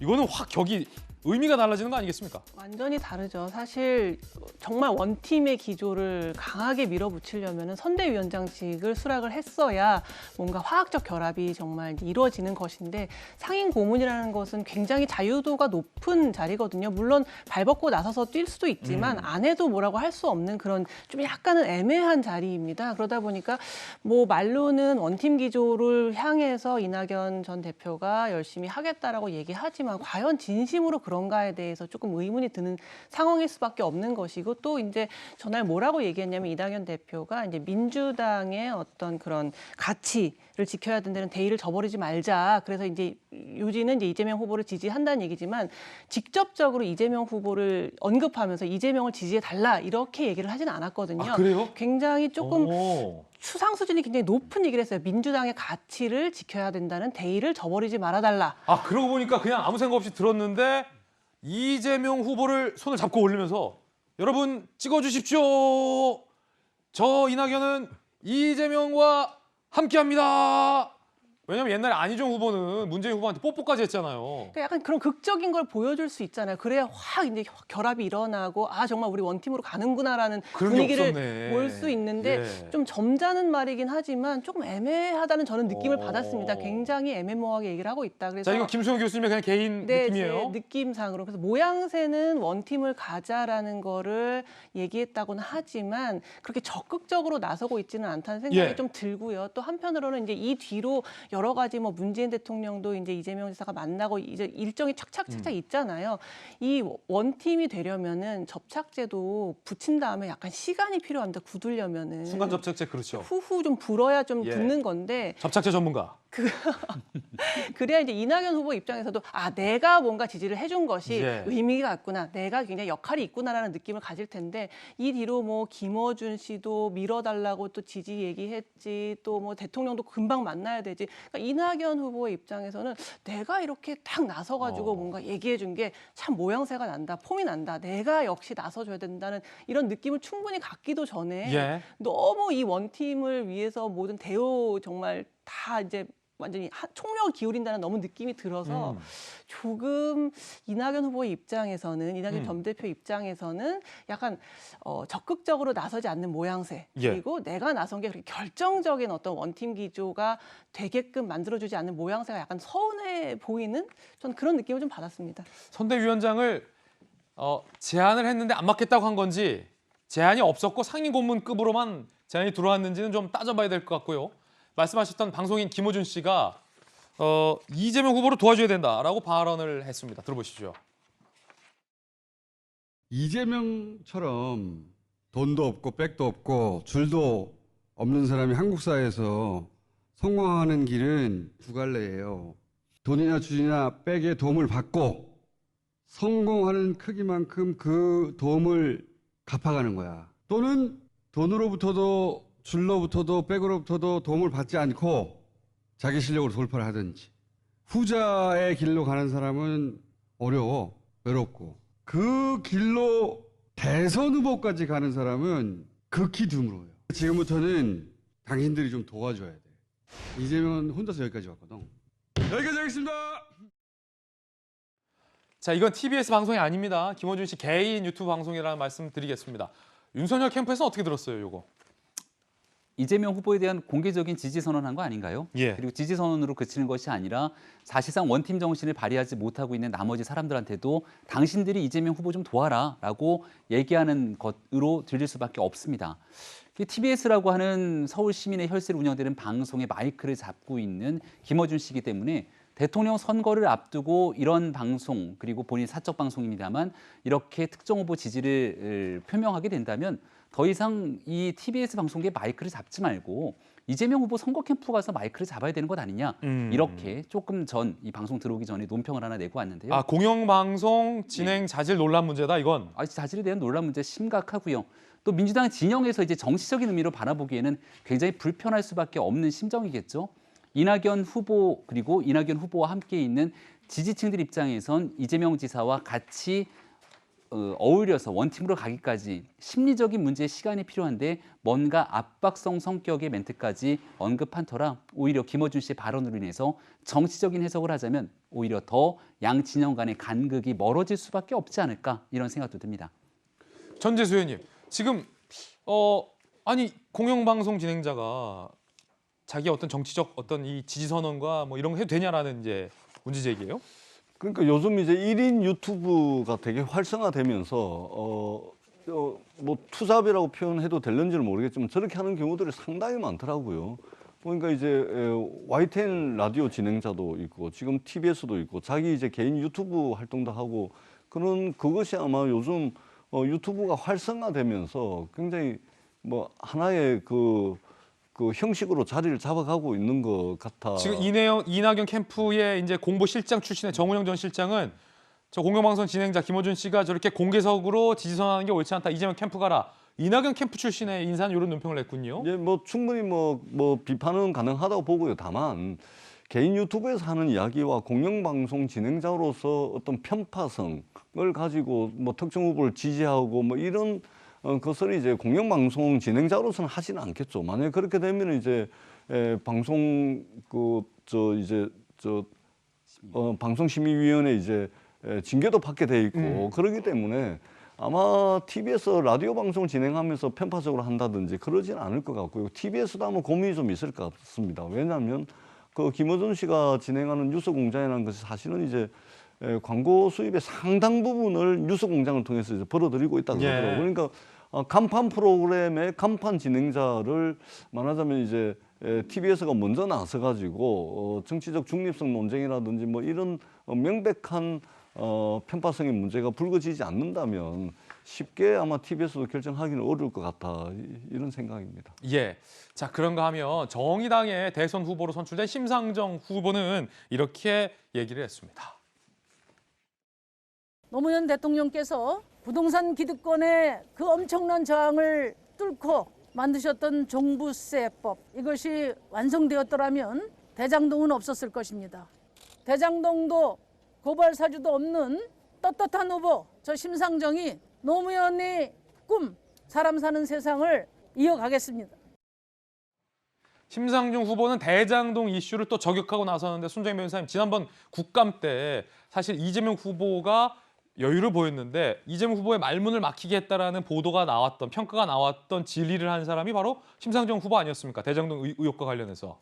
민심의 이제 바로미터라고 할 수 있는 그 어떤 특정한 이슈에 정의당이 이제 반대하면 민심이 돌아서는 그런 경험들을 우리가 많이 했었는데, 이제 종전에 저희가 대선 후보들의 그 비호감도를 살펴봤거든요. 근데 심상정 대표도 굉장히 높은 편에 속아서 지금 국민들이 바라보는 시점은 정의당이 끝까지 대선을 완주할 수 있을 것이냐, 민주당과 차별화된 정책으로 국민들에게 어떤 표를 얻을 수 있느냐, 이런 고민이 좀 필요한 시점이 아닐까. 그래서 대장동 관련한 부동산 분야 부분은 나는 다르다. 나는 어떤 비리 의혹이라든가 관련된 측근들이 여기에 연루된 게 없기 때문에 이재명 지사하고는 굉장히 다르다라는 차별성을 지금 강조하고자 대장동 이슈를 가져온 게 아닐까 생각이 들고요. 그만큼 민주당에서는 이 대장동 블랙홀 문제를 제대로 이제 돌파하지 못한다고 한다면 어떻게 보면 범여권으로 분류될 수 있는 정의당 내부에서도 이제 공격이 들어올 수 있다. 이런 위기의식을 가져야 될 것 같습니다. 자, 그런가 하면 문재인 대통령이 지금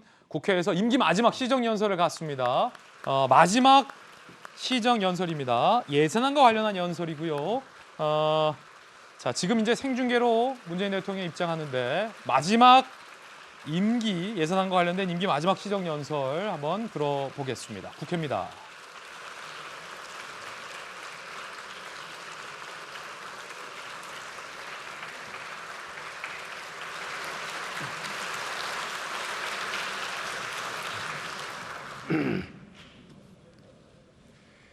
존경하는 국민 여러분, 박병석 국회의장과 국회의원 여러분, 임기 6개월을 남기고 마지막 시정연설을 하게 되어 감회가 깊습니다. 임기 내내 국가적으로 위기의 연속이었습니다. 정부 출범 초기부터 일촉즉발의 전쟁 위기 상황을 극복해야 했습니다. 일본의 일방적 수출 규제, 보호무역주의, 글로벌 공급망 재편 등 급변하는 국제무역 질서에 대응해야 했습니다. 지난해부터는 세계적인 코로나 대유행에 맞서 국민의 생명과 안전, 경제와 민생을 지키는 데 모든 역량을 집중해야 했습니다. 아직 끝나지 않았습니다. 마지막까지 위기 극복에 전념하여 완전한 일상 회복과 경제 회복을 이루는 데 최선을 다하겠습니다. 한편으로는 우리는 인류 문명이 근본적으로 바뀌는 대전환의 시대를 마주했습니다. 코로나 위기가 디지털 전환을 가속화하고 기후 위기가 인류의 생존을 위협하며 탄소 중립이 전 지구적 과제가 되었습니다. 우리에게도 국가의 명운이 걸린 중대한 도전입니다. 정부는 대전환의 시대를 담대하게 헤쳐나가 새로운 미래를 열어가는 책임과 역할을 다하겠습니다.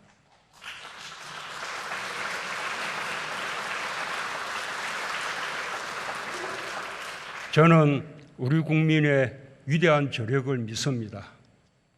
윈스턴 처칠은 낙관주의자는 위기 속에서 기회를 보고 비관주의자는 기회 속에서 위기를 본다고 했습니다. 우리 국민들은 언제나 할 수 있다는 낙관과 긍정의 힘으로 위기를 헤쳐왔고 위기에 강한 대한민국의 진면목을 유감없이 보여주었습니다. 판을 바꾸는 대담한 사고로 위기를 오히려 기회로 만들며 더 큰 도약을 이뤄냈습니다. 북핵 위기는 평화의 문을 여는 반전의 계기로 삼았습니다. 세 차례 남북 정상회담과 역사상 최초의 북미 정상회담을 이끌어내며 평화의 물꼬를 텄습니다. 아직 대화는 미완성입니다. 대화와 외교를 통해 한반도의 평화와 번영을 위한 새로운 질서가 만들어지도록 끝까지 노력하겠습니다.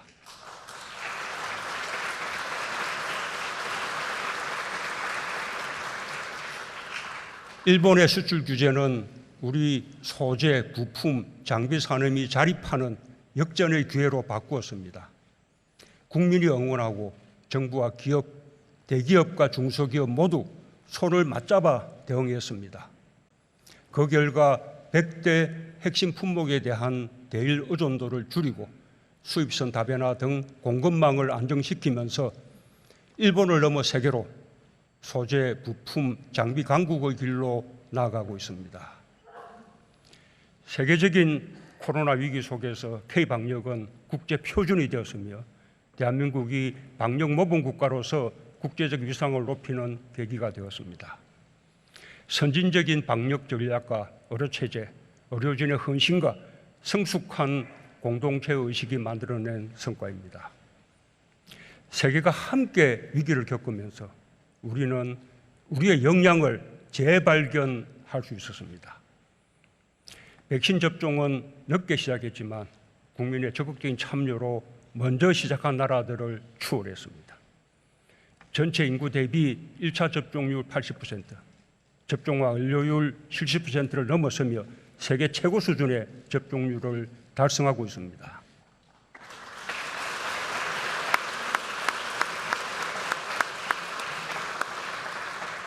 안정적인 방역과 높은 백신 접종률을 바탕으로 우리는 이제 단계적 일상 회복을 시작합니다. 11월부터 본격 시행하게 될 것입니다.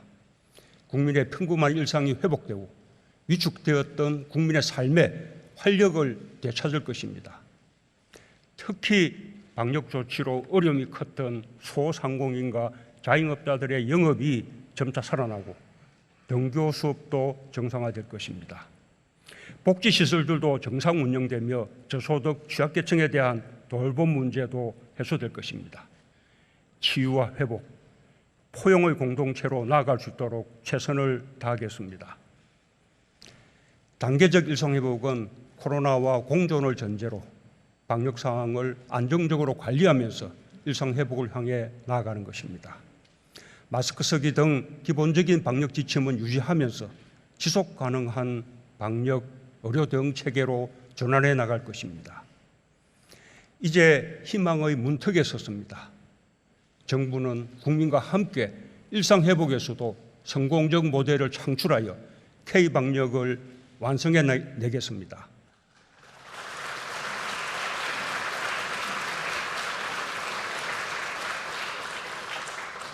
코로나 위기로 인해 크게 걱정했던 것이 경제였습니다. 정부는 경제 위기 극복에 모든 역량을 쏟았습니다.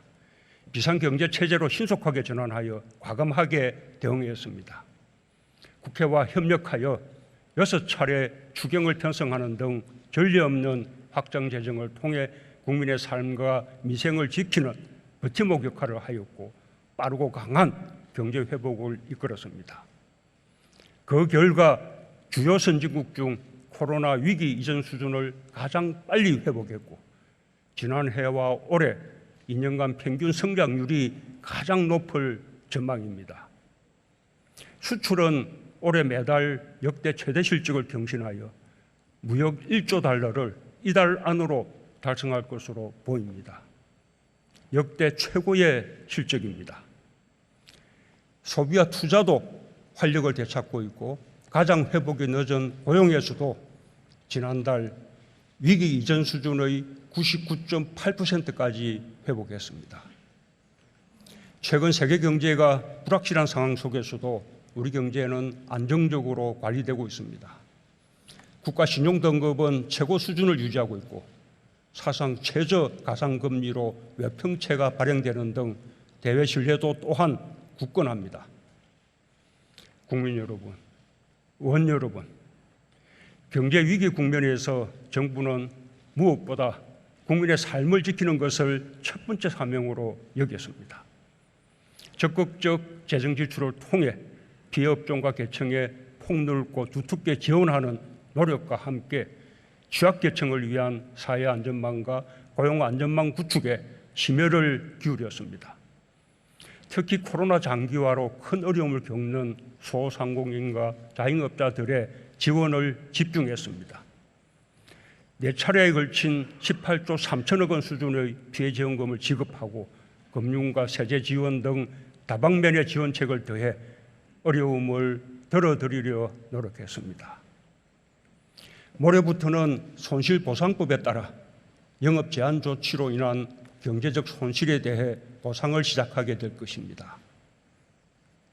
법을 통한 손실보상은 세계적으로 처음이어서 제도적으로 큰 진전입니다. 조금이라도 격려가 되고 도움이 되길 바랍니다. 손실보상법의 지원 대상에서 제외되는 피해업종에 대해서도 우리 사회가 함께 어려움을 나누어야 한다는 것에 공감합니다. 국회가 예산심의 과정에서 지혜를 모아주시면 정부도 최선을 다해 뒷받침하겠습니다.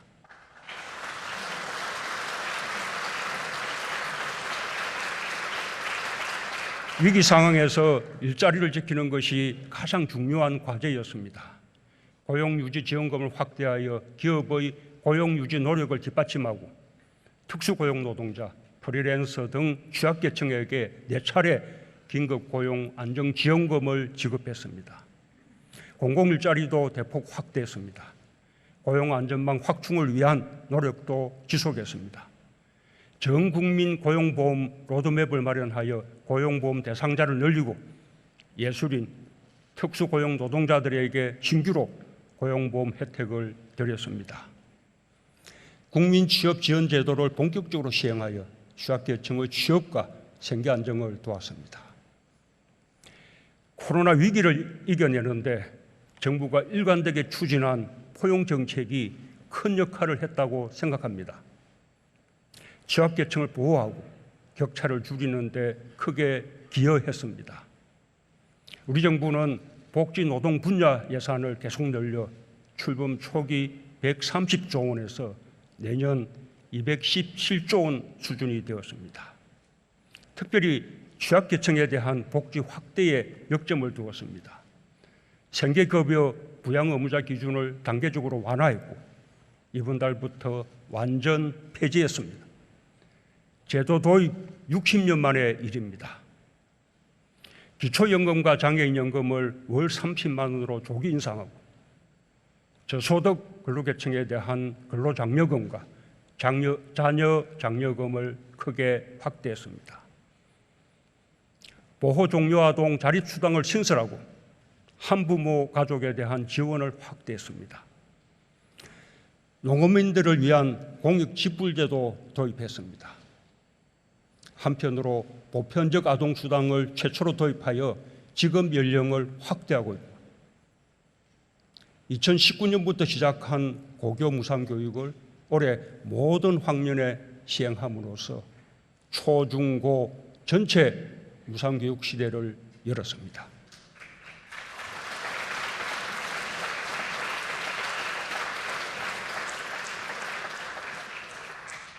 근로시간 단축과 최저임금 인상도 꾸준히 추진했습니다.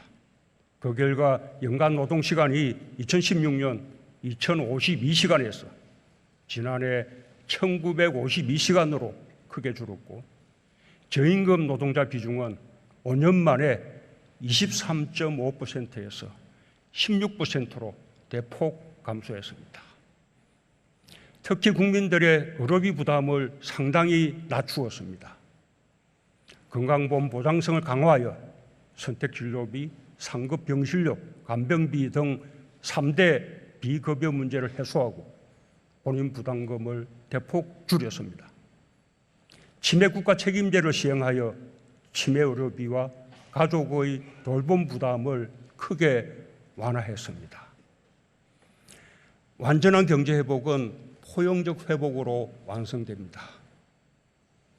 아직 경제 회복의 온기를 느끼지 못하는 분들이 많습니다. 정부는 누구도 소외되지 않는 포용적 회복을 위해 끝까지 노력하겠습니다.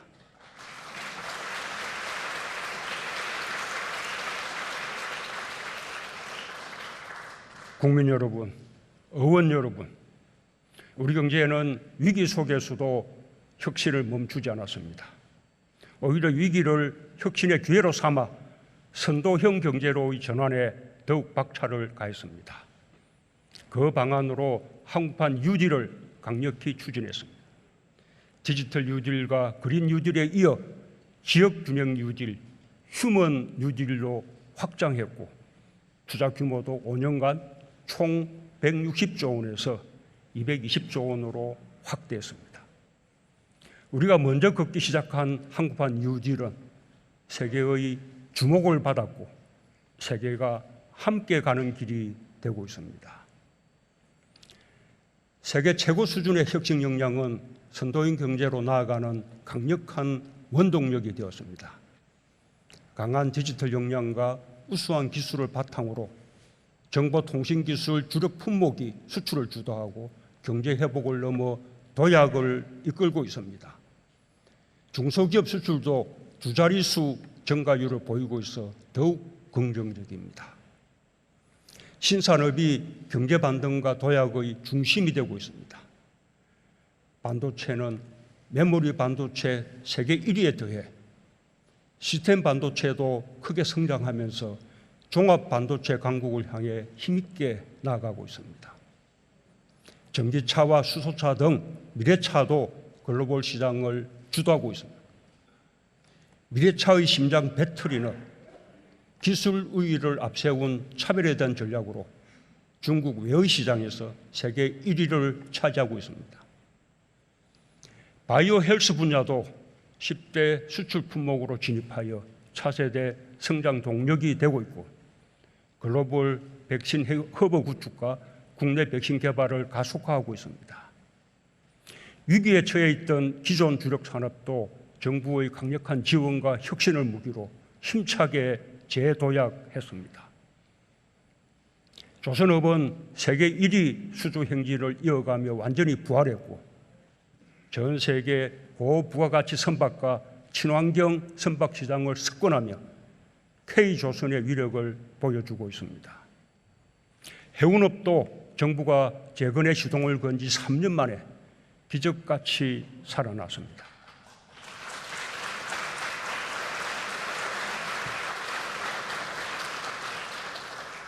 첨단 산업 경쟁력도 빠르게 성장하고 있습니다. 세계에서 10번째로 달 탐사 프로젝트 아르테미스 약정에 가입했고 독자 기술로 개발한 우주 발사체 누리호 발사에 성공함으로써 자체 발사체로 1톤 이상의 물체를 우주로 보낼 수 있는 7번째 나라가 되었습니다. 위성을 목표 궤도에 정확하게 진입시키는 마지막 한 걸음만 더 나아가면 우리 땅에서 우리 발사체로 우리의 위성을 쏘아 올릴 수 있게 되고 기술 이전을 통해 민간 우주 산업을 한 단계 도약시킬 수 있게 될 것입니다. 혁신 벤처와 스타트업은 선도형 경제의 주역이 되고 있습니다. 제2벤처 붐이 확산되며 우리 경제를 역동적으로 변화시키고 있습니다. 유니콘 기업 수가 우리 정부 출범 당시 세계에서 15개로 늘었고 벤처 투자액은 지난 8월에 이미 사상 최대치를 돌파하여 연말에는 6조 원을 넘어설 것으로 전망되고 있습니다.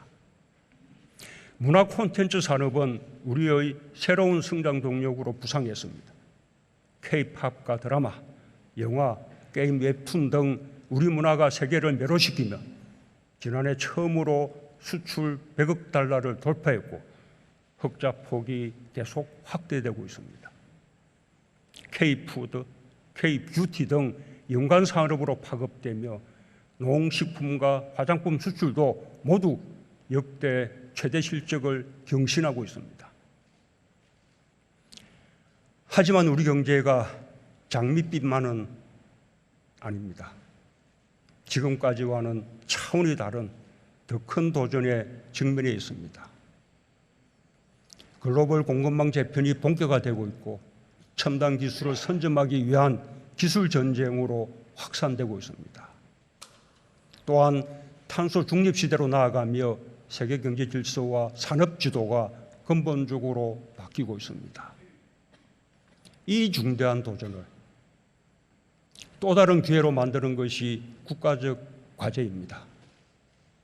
공급망 재편을 우리 기업의 시장 진출을 확대하는 기회로 삼고 탄소 중립을 신성장 동력과 일자리 창출의 기회로 만들어야 합니다. 특히 탄소 중립 시대의 핵심 산업인 수소 경제를 국가 미래 전략 산업으로 육성하여 수소 선도 국가, 에너지 강국의 꿈을 실현해 나가겠습니다. 정부는 K반도체, K배터리, K바이오, K수소, K조선 등 주요 산업별 지원 전략으로 강력히 뒷받침하겠습니다. 기업들도 대규모 투자를 하면서 산업별 K동맹을 구축하여 어느 때보다 강고하게 협력하고 있습니다. 이처럼 범국가적 역량을 모아 대응한다면 우리는 새로운 도전을 이겨내며 세계 시장을 주도할 수 있을 것입니다.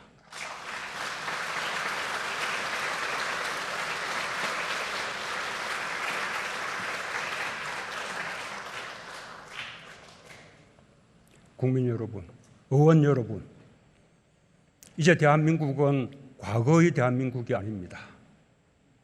방역과 경제 회복에서 세계의 모범이 되었고 세계 10위 경제대국, 수출 6위 무역 강국으로 성장했습니다. 1인당 국민소득도 처음으로 G7을 추월했습니다. 군사력도 강해져 종합군사력 세계 6위 국방력을 갖추게 되었습니다.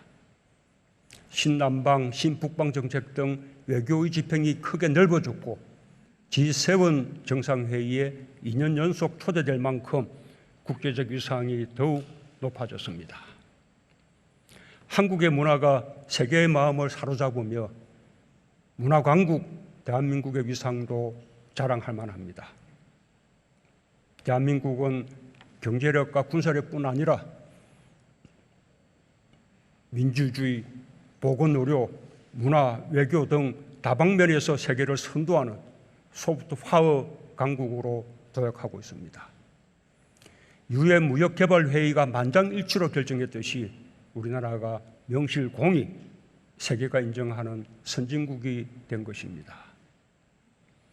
우리 국민이 만들어낸 대단한 국가적 성취입니다. 위기 속에서 만들어낸 성취기에 더 대단합니다. 우리 국민은 위기 때마다 놀라운 역량을 보여주었습니다. 나라를 위기에서 구해내고 더 강한 대한민국을 만들었습니다. 코로나 위기 속에서도 우리 국민은 단결하고 협력했습니다. 방역의 주체로서 성숙한 시민의식을 보여주었고 모든 경제 주체들이 경제 회복과 도약의 주인공이 되었습니다. 위대한 국민 여러분께 무한한 존경과 감사의 말씀을 드립니다.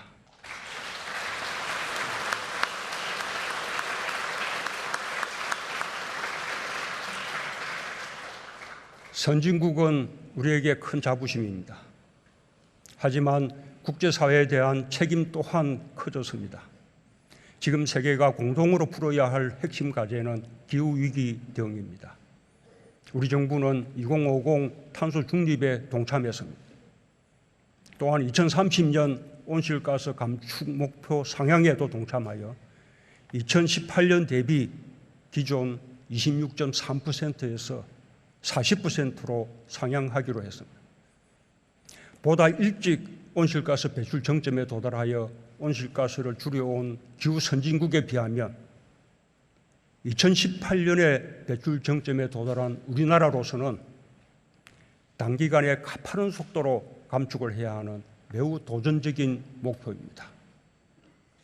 정부는 2030년까지 전 세계 메탄 배출량을 30% 이상 줄이자는 국제 메탄 서약에도 가입하여 국제사회의 온실가스 감축 노력에 함께하겠습니다. 2050 탄소 중립은 결코 쉽지 않은 도전입니다. 산업 구조를 근본적으로 혁신해야 하며 에너지 구조를 획기적으로 전환해야 합니다. 감당하기 어려운 목표라는 산업계의 목소리도 충분히 이해할 수 있습니다. 그러나 기업 혼자서 어려움을 부담하도록 두지 않을 것입니다. 정부가 정책적, 재정적 지원을 아끼지 않겠습니다. 기업도 스스로 생존과 미래 경쟁력을 위해서 과감히 나서고 있습니다. 국민도 행동으로 나설 때입니다. 탄소 중립을 위한 국민 실천 운동이 필요합니다. 일상에서 작은 실천들이 모일 때 탄소 중립 사회로 나아갈 수 있습니다. 절약과 재활용을 습관화하고 대중교통 이용, 일회용품과 플라스틱 줄이기, 나무 심기, 재생에너지 사용 등 국민 누구나 탄소 중립의 주인공이 될 수 있습니다. 더 늦기 전에 지금 바로 시작합시다. 정부도 국민의 행동과 실천을 지원하며 함께 하겠습니다. 한국은 다른 글로벌 이슈에서도 책임을 다할 것입니다. 글로벌 백신 협력을 강화하면서 개도국 백신 공급을 위한 코백스 $2억 차질 없이 지원하겠습니다.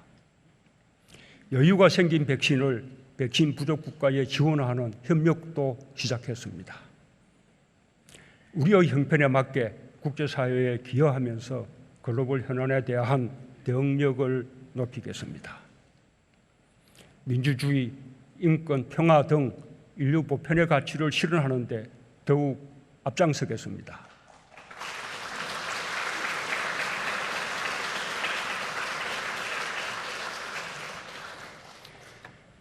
우리에게 부족한 부분도 계속 채워나가야 합니다. 지금까지 초고속 성장해온 이면에 그늘도 많습니다. 세계에서 저출산이 가장 심각한 나라이며 노인 빈곤율, 자살률, 산재 사망률은 부끄러운 대한민국의 자화상입니다. 부동산 문제는 여전히 최고의 민생 문제이면서 개혁 과제입니다. 더욱 강한 블랙홀이 되고 있는 수도권 집중 현상과 지역 불균형도 풀지 못한 숙제입니다. 불공정과 차별과 배제는 우리 사회의 통합을 가로막는 걸림돌입니다. 미래 세대들이 희망을 갖기 위해 반드시 해결해야 할 국가적 과제들입니다. 정부는 마지막까지 미해결 과제들을 진전시키는 데 전력을 다하고 다음 정부로 노력이 이어지도록 하겠습니다. 국회도 함께 지혜를 모아주시기 바랍니다.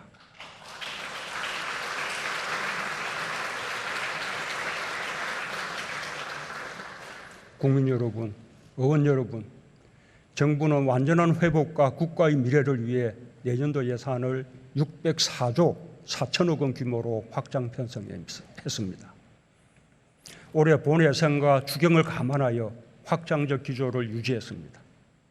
코로나 위기 국면에서 확장 재정은 경제와 고용의 회복을 선도하고 세수 확대로 이어져 재정 건전성에도 도움이 되는 선순환 효과를 보여주었습니다. 완전한 회복을 위해 아직 가야 할 길이 멉니다. 선도형 경제로 전환하는 적기를 놓쳐서도 안 될 것입니다. 내년에도 재정의 역할이 클 수밖에 없습니다. 다른 한편으로 재정의 건전성과 지속 가능성도 중요하게 여기지 않을 수 없습니다. 정부는 지금까지 위기 극복을 위해 재정의 여력을 활용하면서도 재정 건전성과 조화를 이루기 위해 고심했고 그 정신은 내년도 예산안에도 반영되었습니다. 올해 세수 규모는 예산안을 국회에 제출할 당시보다 예상보다 더욱 확대될 것으로 전망됩니다. 결과적으로 세수 예측이 빗나간 점은 비판받을 소지가 있지만 그만큼 예상보다 강한 경제 회복세를 보여주는 것으로서 전체 국가 경제로는 좋은 일입니다. 정부는 추가 확보된 세수를 활용하여 국민들의 어려움을 추가로 덜어드리면서 일부를 국가 채무 상환에 활용함으로써 재정 건전성 개선에도 기여할 수 있을 것으로 기대하고 있습니다. 내년도 예산은 코로나 위기로부터 일상과 민생을 완전히 회복하기 위한 예산입니다. 탄소 중립과 한국판 뉴딜, 전략적 기술 개발 등 국가의 미래를 위한 투자입니다. 강한 안보와 국민 안전, 저출산 해결의 의지도 담았습니다. 첫째, 코로나로부터 국민의 건강과 생명을 지키고 피해계층을 두텁게 보호하는 데 최우선을 두겠습니다. 코로나 백신 9천만 회분을 신규 구매하여 총 1억 7천만 회분의 충분한 물량을 확보할 계획입니다. 일상 회복을 위해 충분한 병상 확보와 함께 권역별 감염병 전문병원도 확충해 나가겠습니다. 특히 손실보상법에 따라 소상공인과 자영업자들이 두텁게 보상받을 수 있는 예산을 담았습니다. 제도적 지원 범위 밖에 있는 분들에게도 긴급자금을 확대하고 금융절벽을 해소하며 소상공인들의 재기와 재창업 지원도 확대하겠습니다.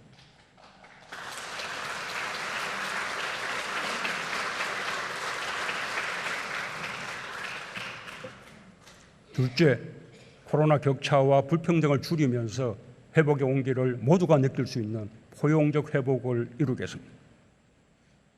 내년에는 기준 중위소득이 역대 최고 수준으로 인상되어 7대 급여의 보장 수준이 큰 폭으로 높아집니다. 생계급여 부양 의무자 기준 완전 폐지로 5만 3천여 가구가 추가로 혜택을 받게 될 것입니다. 263만 명을 대상으로 한국형 상병수당 시범 사업을 실시하여 아프면 쉴 수 있는 나라의 첫걸음을 내딛겠습니다. 또한 대리운전, 퀵 서비스 기사 등 플랫폼 종사자들이 신규로 고용보험 혜택을 받게 될 것입니다. 국가유공자에 대해서는 기본보상금을 인상하고 생계지원금도 신규 지급할 것입니다. 특별히 코로나로 어려움을 겪는 청년들에 대한 지원을 강화했습니다.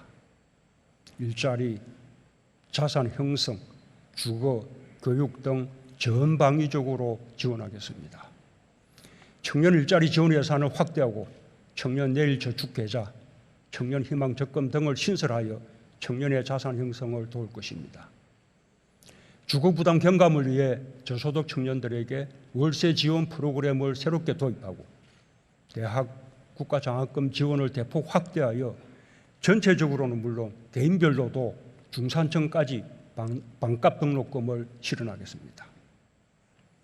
지역 간 격차 해소에도 중점을 두었습니다. 2단계 재정 분권에 따라 지방 재원이 크게 확충될 것입니다. 23개 국가균형발전 프로젝트가 본격 추진되고 생활 SOC 3개년 계획도 완성될 것입니다. 부울경 초강력 협력이 성공적 모델이 될 수 있도록 지원하여 다른 권역으로 확산시키고 새로운 국가균형발전 시대를 여는 열쇠가 되도록 하겠습니다.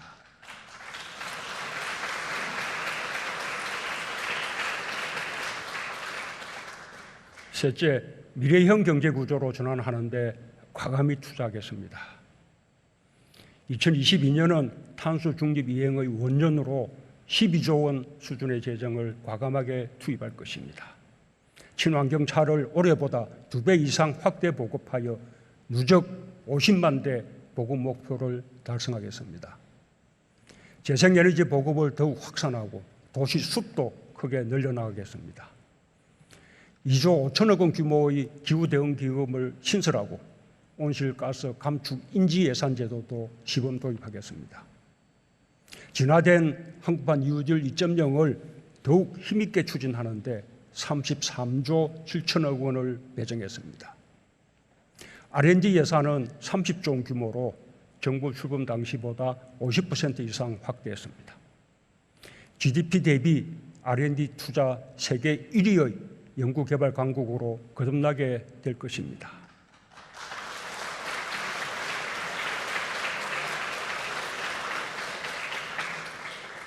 마지막으로 국민의 안전을 지키고 국민의 삶의 질을 높이기 위한 투자에 역점을 두었습니다. 정부는 국방 예산으로 55조 2천억 원으로 확대했습니다. 우리 정부는 연평균 6.5%의 높은 국방 예산 증가율을 기록하게 됩니다. 군 장병 봉급과 급식비를 크게 인상하는 등 장병 복지를 강화하고 첨단 전력 확보와 기술 개발에 중점 투자할 것입니다. 한미동맹 강화와 주변국 협력 정전에 다하여 다자 외교와 중견국 외교를 강화하고 그린, 디지털, 보건 부분을 중심으로 ODA 예산도 크게 늘렸습니다. 자연재해 예방, 국민 생명 보호, 생활환경 개선 등 3대 재난 안전을 위해 20조 원 이상을 과감하게 투자하겠습니다. 아동수당 지원 대상을 8세 미만으로 확대하고 처음으로 영아수당과 첫 만남 이용권을 신설하여 지원하겠습니다. 국공립 어린이집을 더욱 확충하여 공보육 이용률을 높이는 등 가족과 육아에 더 친화적인 사회 기반을 조성하겠습니다. 내년 예산은 우리 정부의 마지막 예산이면서 다음 정부가 사용해야 할 첫 예산이기도 합니다. 여야를 넘어 초당적으로 논의하고 협력해 주시길 당부드립니다.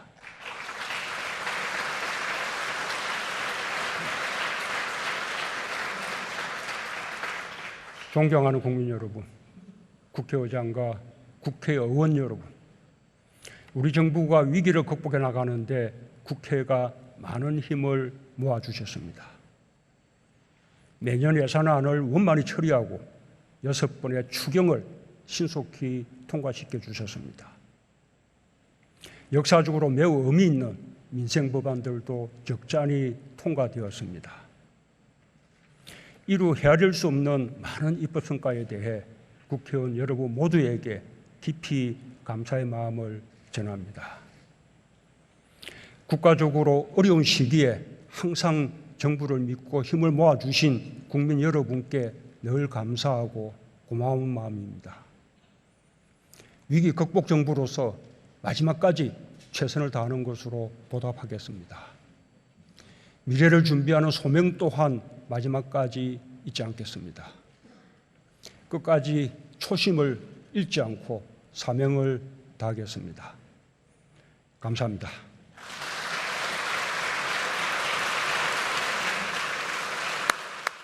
네, 문재인 대통령의 예산안 관련된 시정연설 듣고 돌아오셨습니다. 저희들은 60초 광고 후에 돌아오겠습니다. 잠시 후 뵙죠. 네, 월요일 아침 저희들이 준비한 순서와 또 대통령의 시정연설까지 생중계해드렸습니다. 저희들은 내일 아침 8시 50분에 더욱더 풍성한 소식 들고 인사드리겠습니다. 오늘 하루는 분명 어제보다 나을 겁니다. 좋은 하루 되십시오. 고맙습니다.